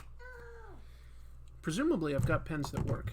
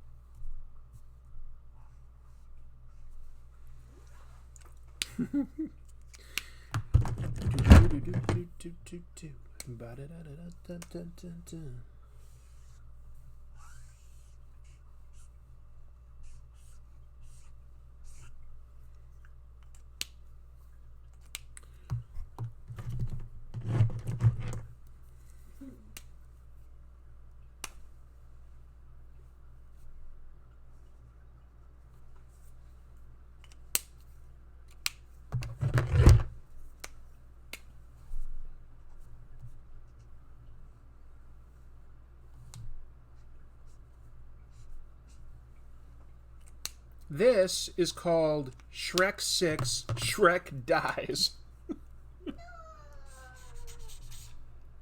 And we all remember his classic line from this this movie.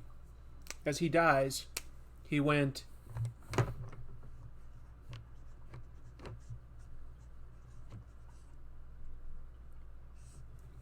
"Donkey."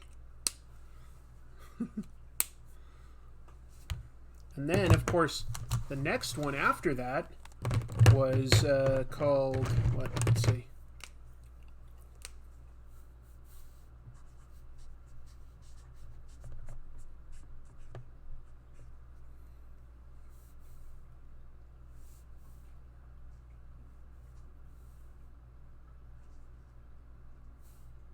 Shrek 9 comes after Shrek 6? Mm-hmm. Much after.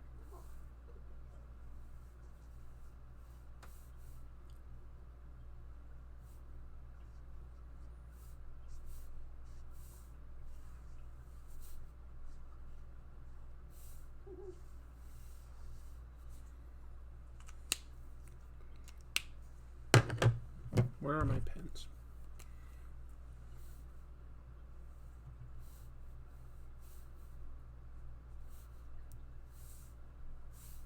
Somebody says Dawn of the Shrek. Yep. Somebody guessed it. Dawn of the Shrek.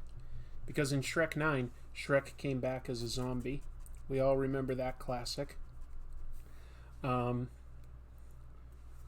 And you could tell that he was dead because there was a fly flying around his head. Oh, 2 flies? Wow. DreamWorks spared no expense on that one. So, I'll sell this for, you know, a good 50, 60 bucks. Would you ever cover any part of the ongoing Pokemon manga? I guess never say never. Never say never. When did Shrek take Manhattan? Oh, it's funny that you should ask. Because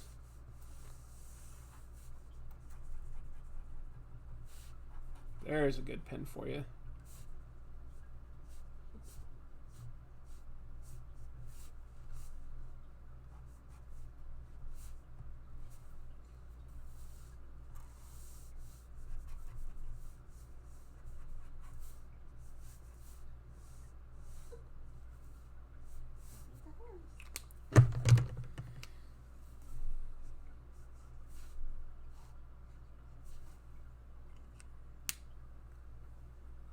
This looks terrible because you can see what's on the other side.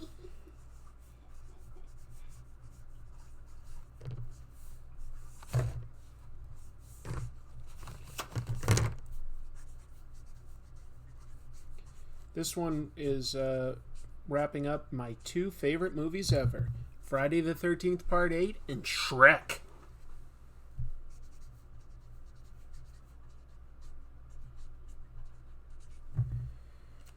Oh, everybody loved that one.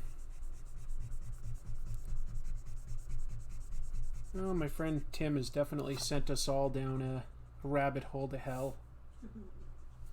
That's great. That's special.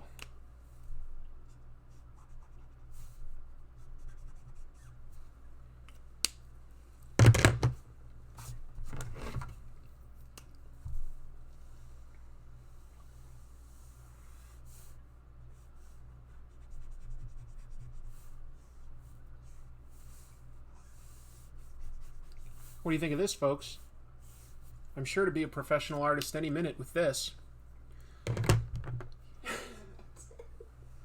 Any minute now, I'm about to become a professional artist. Any minute.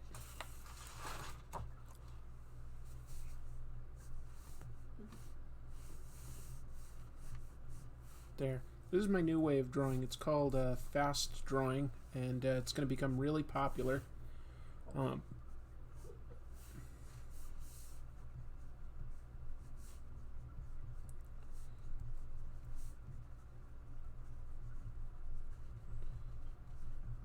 This is a famous piece of dialogue you all probably remember. Hi, I'm the Mandalorian. And of course he had a dark visor, so that's why I'm filling this in with dark pencil. Look at that. Dude. Whoop, whoop. Shregs it. We're all nerds here, but are you a sports fan at all? I do like football quite a bit. So, yeah, I like football.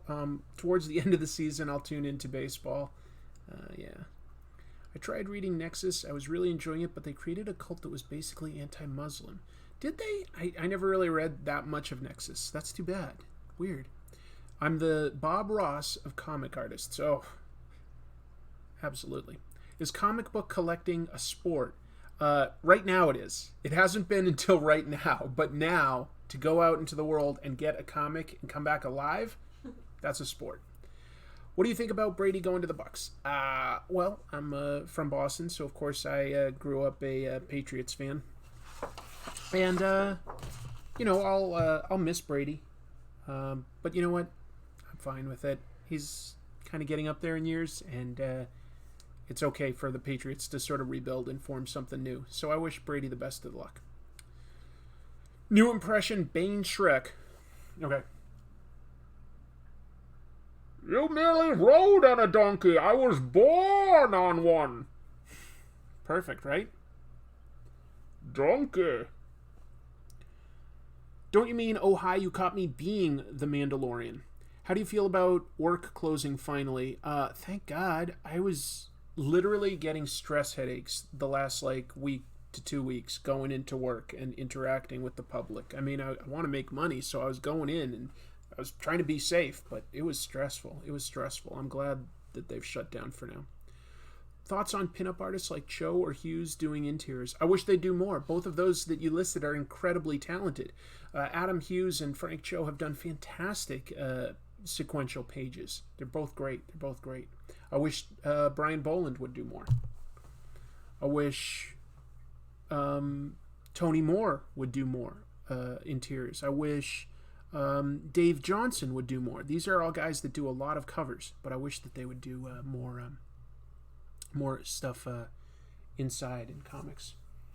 Where else? What was I drawing? I had something that I was drawing. Oh yeah, I was sort of drawing Wonder Woman. I'm going to go back to that one because I felt like that was actually sort of becoming a decent drawing. So where did I put my pen? But keep talking, and I'm just going to sort of work on this while I answer questions, and we'll all just sort of kumbaya. I don't know. Thank you, Lila. Yeah. How many people are at the Max house? Because is that safe? How many people are there? Look, you caught me being quarantined. I definitely won't be doing a joke quite like that. It's just people are actually dying, so yeah, I won't be doing that joke. Wouldn't offend me if somebody else did it, but I'm not going to do it. Mike Barron and Steve Rude really let their right-wing views get the better of them. Oh, I didn't realize that they were super right-wing. I did not know that. I haven't read enough of their work to know that. You know, Steve Rude is like talented, but if he put in a little more work, he would be incredible because he really reminds you of Alex Toth at the beginning. And then you start looking at like Alex Toth's originals, and my God, he's got such better storytelling ideas, panel to panel, and what he'll set up and how he'll transition scenes and things like that. So it's much more impressive. 4 people at the house. That's not too much. That sounds safe. That sounds nice. I hope you guys are having drinks, because I'm going to go have a drink in a little bit. He's a rude dude. What was that guy? Rick Rude. Everyone's acting like everything's normal back here in Japan, hoping it doesn't go pear-shaped because of it. Yeah, Christy and I have been watching some live streams from some people that do YouTube in Japan, and it does seem like a few people are going out a little bit more than they should, but they definitely are here in Washington as well. You know, I guess at the end of the day, you can only be responsible for yourself. So we're just trying to shelter in place and go out as little as possible. That's why one of the reasons why I'm doing this live stream right now. You know, it's something literally for me to do. And once I get done with this, I'm going to be working on the next Comic Tropes episode, which I'm honestly super, super excited to wrap up and share with everybody. I think it's going to be a really cool one. I hope everybody likes it. It's one that is super fun for me to make. It's about a creator and characters that I really like, so it's fun for me, which I need right now a little bit. All right. Chrissy's was drawing in the corner, but she's going up to get some snacks.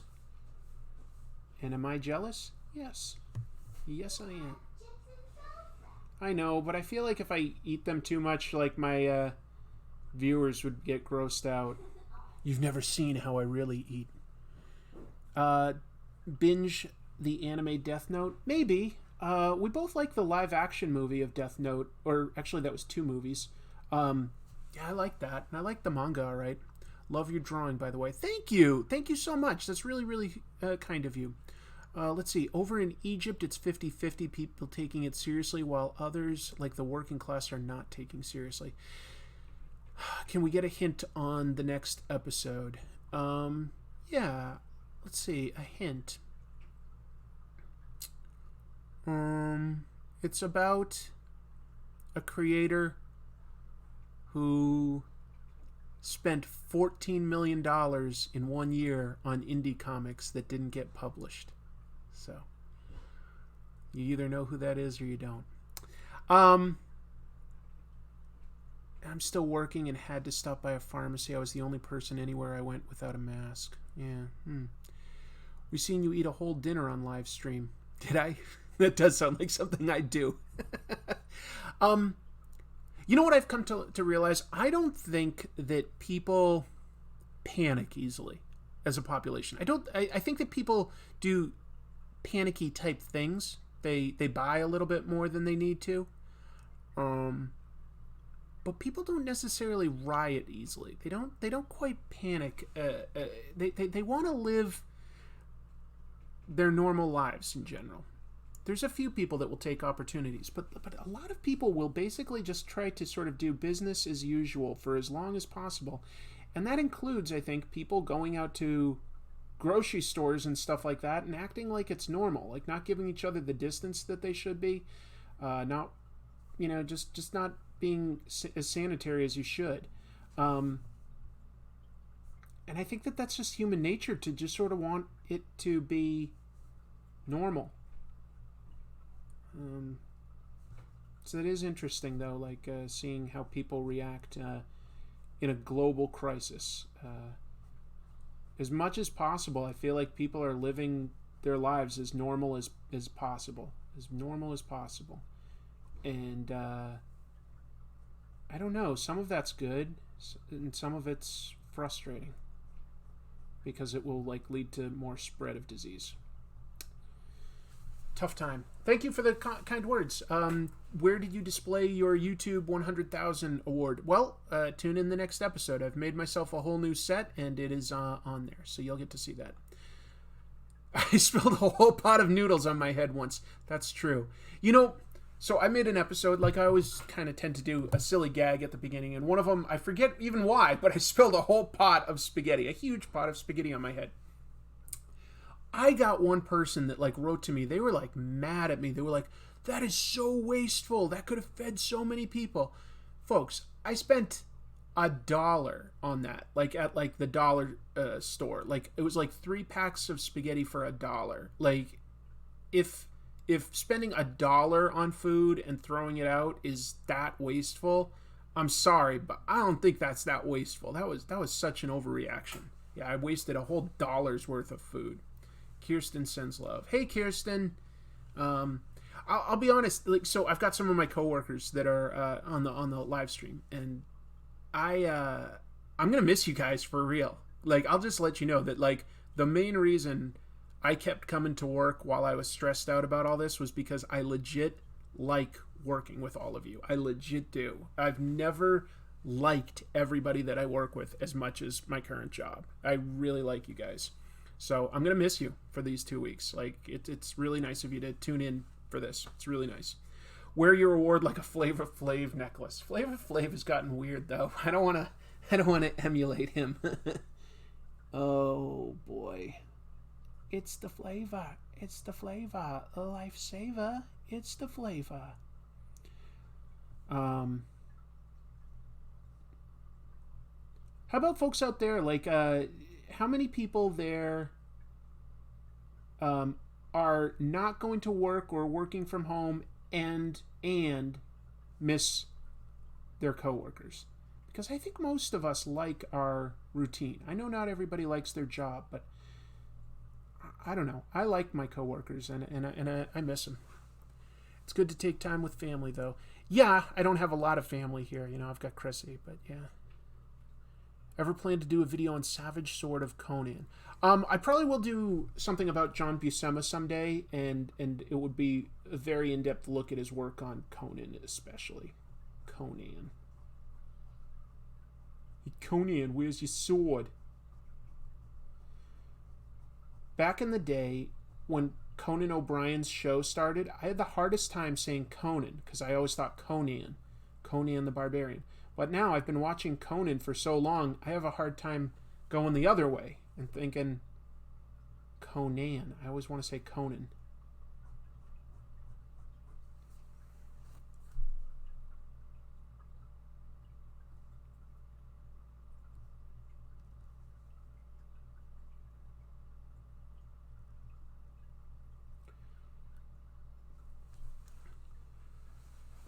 I just miss my best friend, won't see him for months. Ooh, that does sound tough.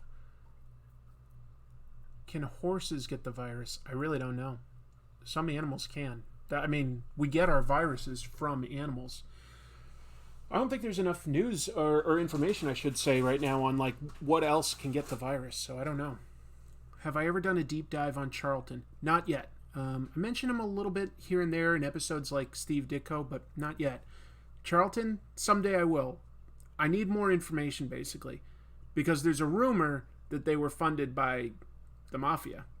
So I gotta like look that up and see how much of it's true versus how much is rumor. Either way, it's gonna be interesting.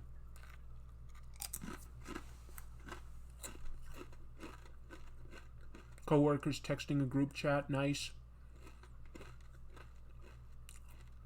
Jeannie says no. My sister says no. Well, I'm sorry. I like my co-workers. I like them a lot. They're pretty cool people.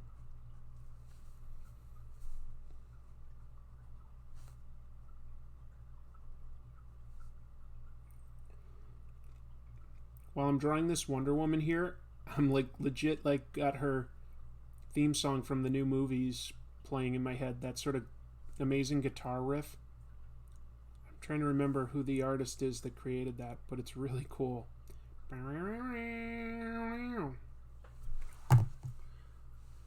Oh, Jean says that horses can't get it. Okay, well, she would know. She knows a lot about animals. Okay, well, that's good. That's good that horses can't get it. But, like, do you know for a fact, Jeannie, whether dogs can't get it? Because I've heard that it's possible, but I don't know whether to trust that information.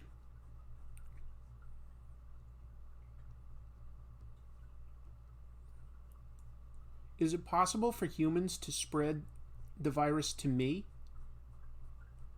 I'm very close to human. I mean, whoops. I've seen a number of sources that say the virus isn't transferred to animals. Okay.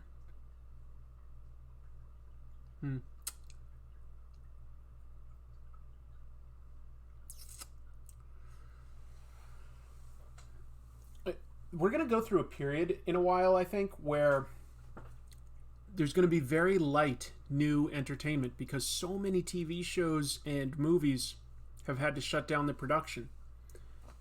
We're going to get to like a point where we're able to go back to movie theaters.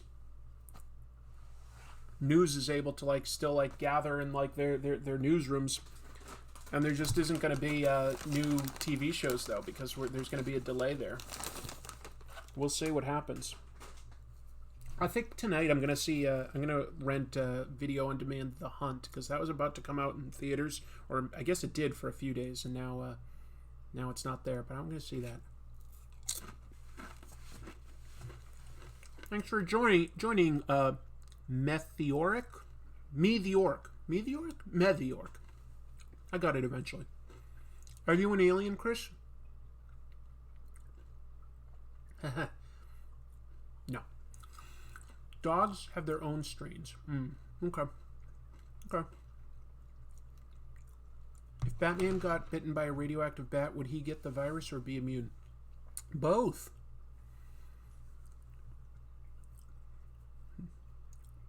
Do not give away your pets. No way. In fact, who wants to see a cameo by my sleeping friend?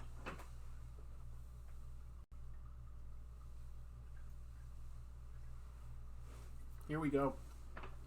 Here's the star of the show. It's Milo. Milo's healthy. Uh-oh, he's kissing me. I'm sure other people know this, but who's your top superhero? Oh, I'd have to think about that a long time. I'm not sure. But I love Spider-Man, Batman, Captain America. Yeah, look at this guy. This is another part of why I'm doing this down here is you're not seeing him, but he feels he just is happier when I'm in the room with him. So he was like sound asleep, but if he wasn't sound asleep on the couch, like he wouldn't be sound asleep on the couch if I was not drawing right here. This makes him feel relaxed. Yeah, I'm playing with his toe beans. Milo, you want to show off your toe beans? Cleaning those ear holes for you. Well, he wasn't cleaning my ear. He was licking the back of my hair. I don't know why he likes that, but When I take a shower, he really likes to lick my hair. Whatever. It's so silly. This is my buddy, though. My sister chose him for me when I bought a new house and was ready to adopt a pet, and that was like, what, 14 years ago or so, buddy? So he's a big boy. I think Doctor Who is the most diverse work of fiction because you can almost do any genre with it. Yeah, that's true. That's true. I love Doctor Who. It's very versatile. Certain characters are more versatile than others. I've noticed that. Like, you can do... Batman and Spider-Man are both very versatile characters, you know? You can do pretty funny, goofy stuff with both of them. And you can also do, like, really dark, gritty stuff. They're very versatile. Some characters don't work as well like that. Who's Milo's favorite hero? Catman. Superman is still pretty versatile. Not quite as versatile as Batman and Spider-Man. Captain America is a lot less versatile. I think it's a lot harder to do goofy stuff or maybe big mysteries. You can do espionage thriller stuff, which is close, but there's certain genres you can't quite do super well with certain superheroes. They're not quite as flexible. Keanu Reeves as Ghost Rider? Maybe. He doesn't really strike me as like a biker daredevil guy, and I think he sort of needs somebody younger too. Do I remember Quantum Leap? Yeah, I remember Quantum Leap. I didn't watch a lot of it as a kid, but yeah, it was good.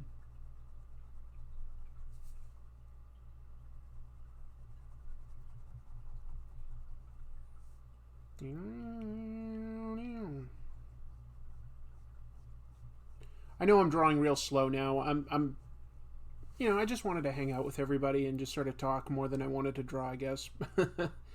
I didn't have like a specific idea of something that I wanted to draw. Took a couple suggestions. Grateful for that. Oh, I should double check to see if anybody else like did a suggestion or anything like that. Let's see. Oh, I didn't realize that my mouse was in the way this whole time. There.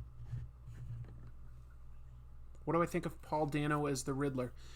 Riddler's far from my favorite villain, but Paul Dano's a great actor, so that's got a lot of potential. Okay, no more donations. I just wanted to make sure I wasn't ignoring anyone. Keanu is 26, right? Maybe in cat years. I just got one of your hairs in my mouth, Milo. Ugh. Keanu doesn't age. I have read My Favorite Thing is Monsters by Emil Ferris. In fact, it made my top 10 of the year that it came out. I made a video of like my top 10 favorite comics that year, and that was one of them. It's really cool.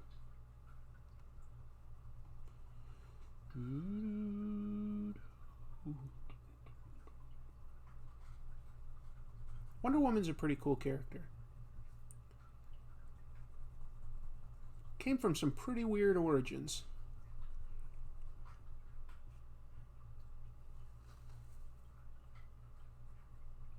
But I like that she's sort of a warrior that's fighting for peace.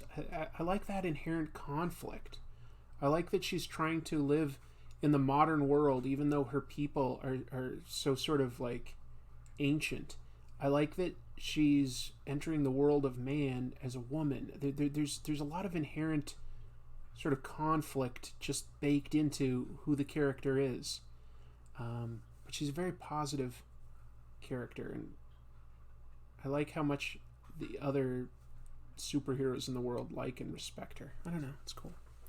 Joker is the only comic character to lead to his actors winning Oscars. Well, they haven't been making superhero movies in a very serious way for too long, so let's see what happens. But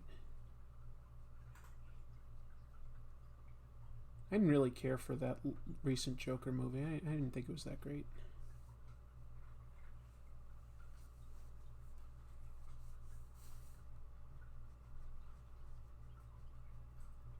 What else are people talking about? Am I a self-taught artist? Yeah. That's why I'm probably not that great. It is self-taught.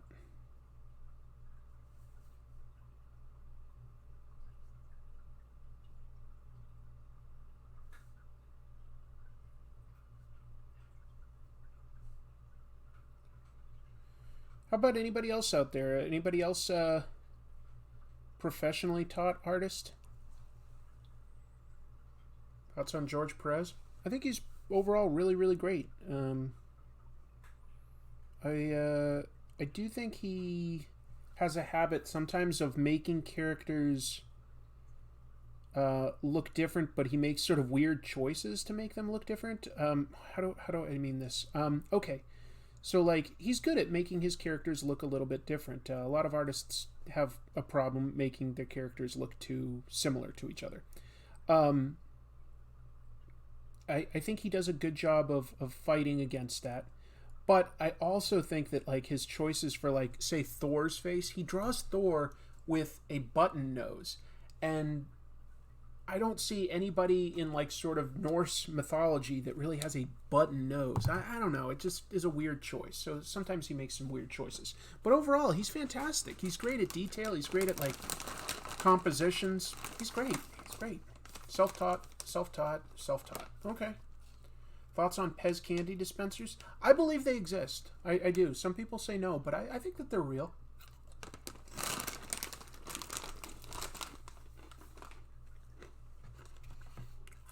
An episode on Ralph Bakshi.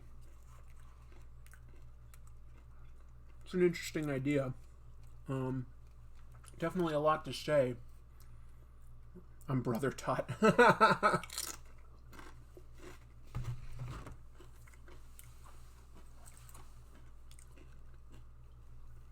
My sister is incredibly talented at various arts that I have no aptitude for.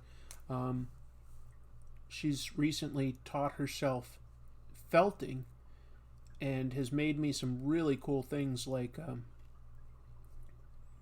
Ewok, and she made Chrissy a sloth, and she made me a baby Yoda, and they're all really amazing. So Gina has a lot of aptitude with certain crafts. First manga you discovered? Hold on, I'm grabbing a tool over here. What was the first manga that I discovered? You have to understand that, like, you know, when I was growing up, manga was not really a thing in popular culture. You couldn't really find it at the comic book stores. It was a big deal when Akira started getting translated here. There wasn't much before that, and that was like already the mid 80s. So what was the first one I encountered?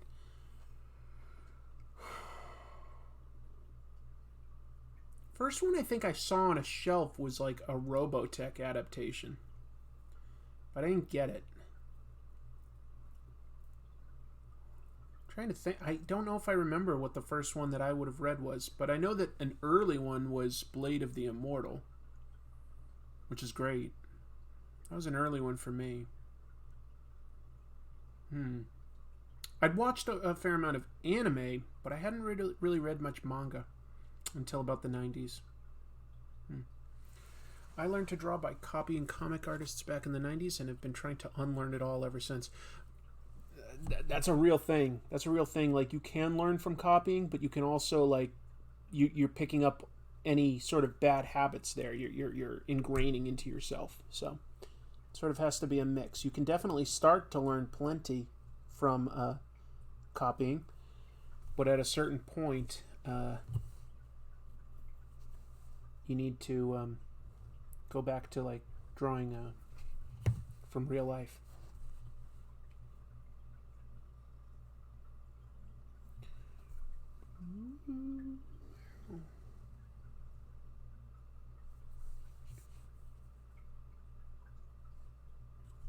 I like life drawing. It's one of the most fun things. I said earlier today, like, you know, I got noticed at a Dr. Sketchy's, and those are like life drawing sessions where you can like they're always held at a bar. You have a model, a burlesque dancer. It doesn't cost that much, and you get to drink and draw, and drinking and drawing is so fun, especially with people, and I miss it right now.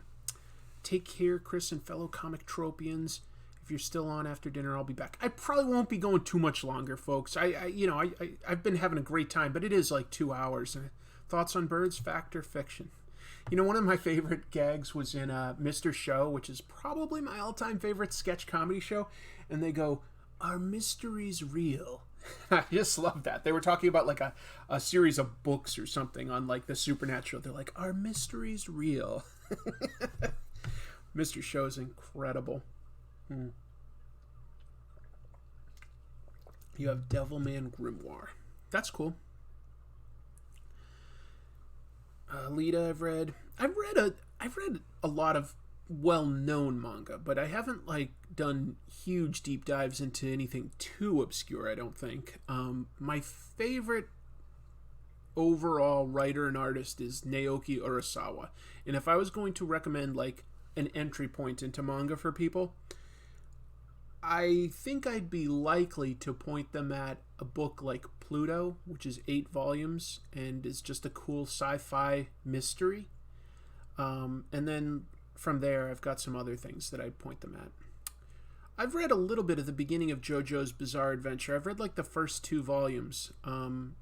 People tell me that it changes and stuff, so I need to still like watch it. Yeah, I watched Bob and Dave on Netflix. Loved it. Anyway, so I'll read more of JoJo's Bizarre Adventure and eventually make an episode on it. I know a lot of people want that. Do I know Limmy? No, I don't. I'm sorry, I don't know Limmy. Scottish, huh?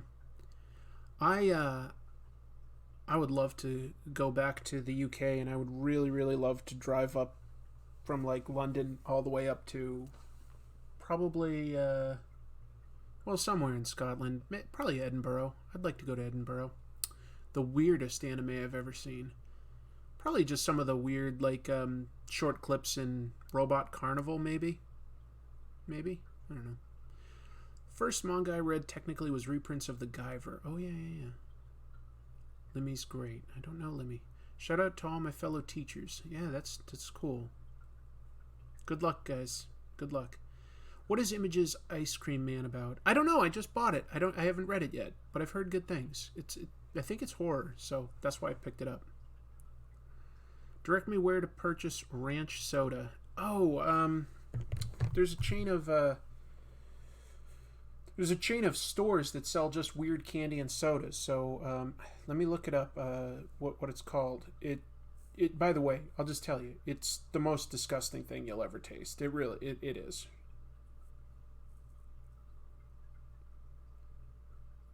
Okay, the chain of stores is called Rocket Fizz.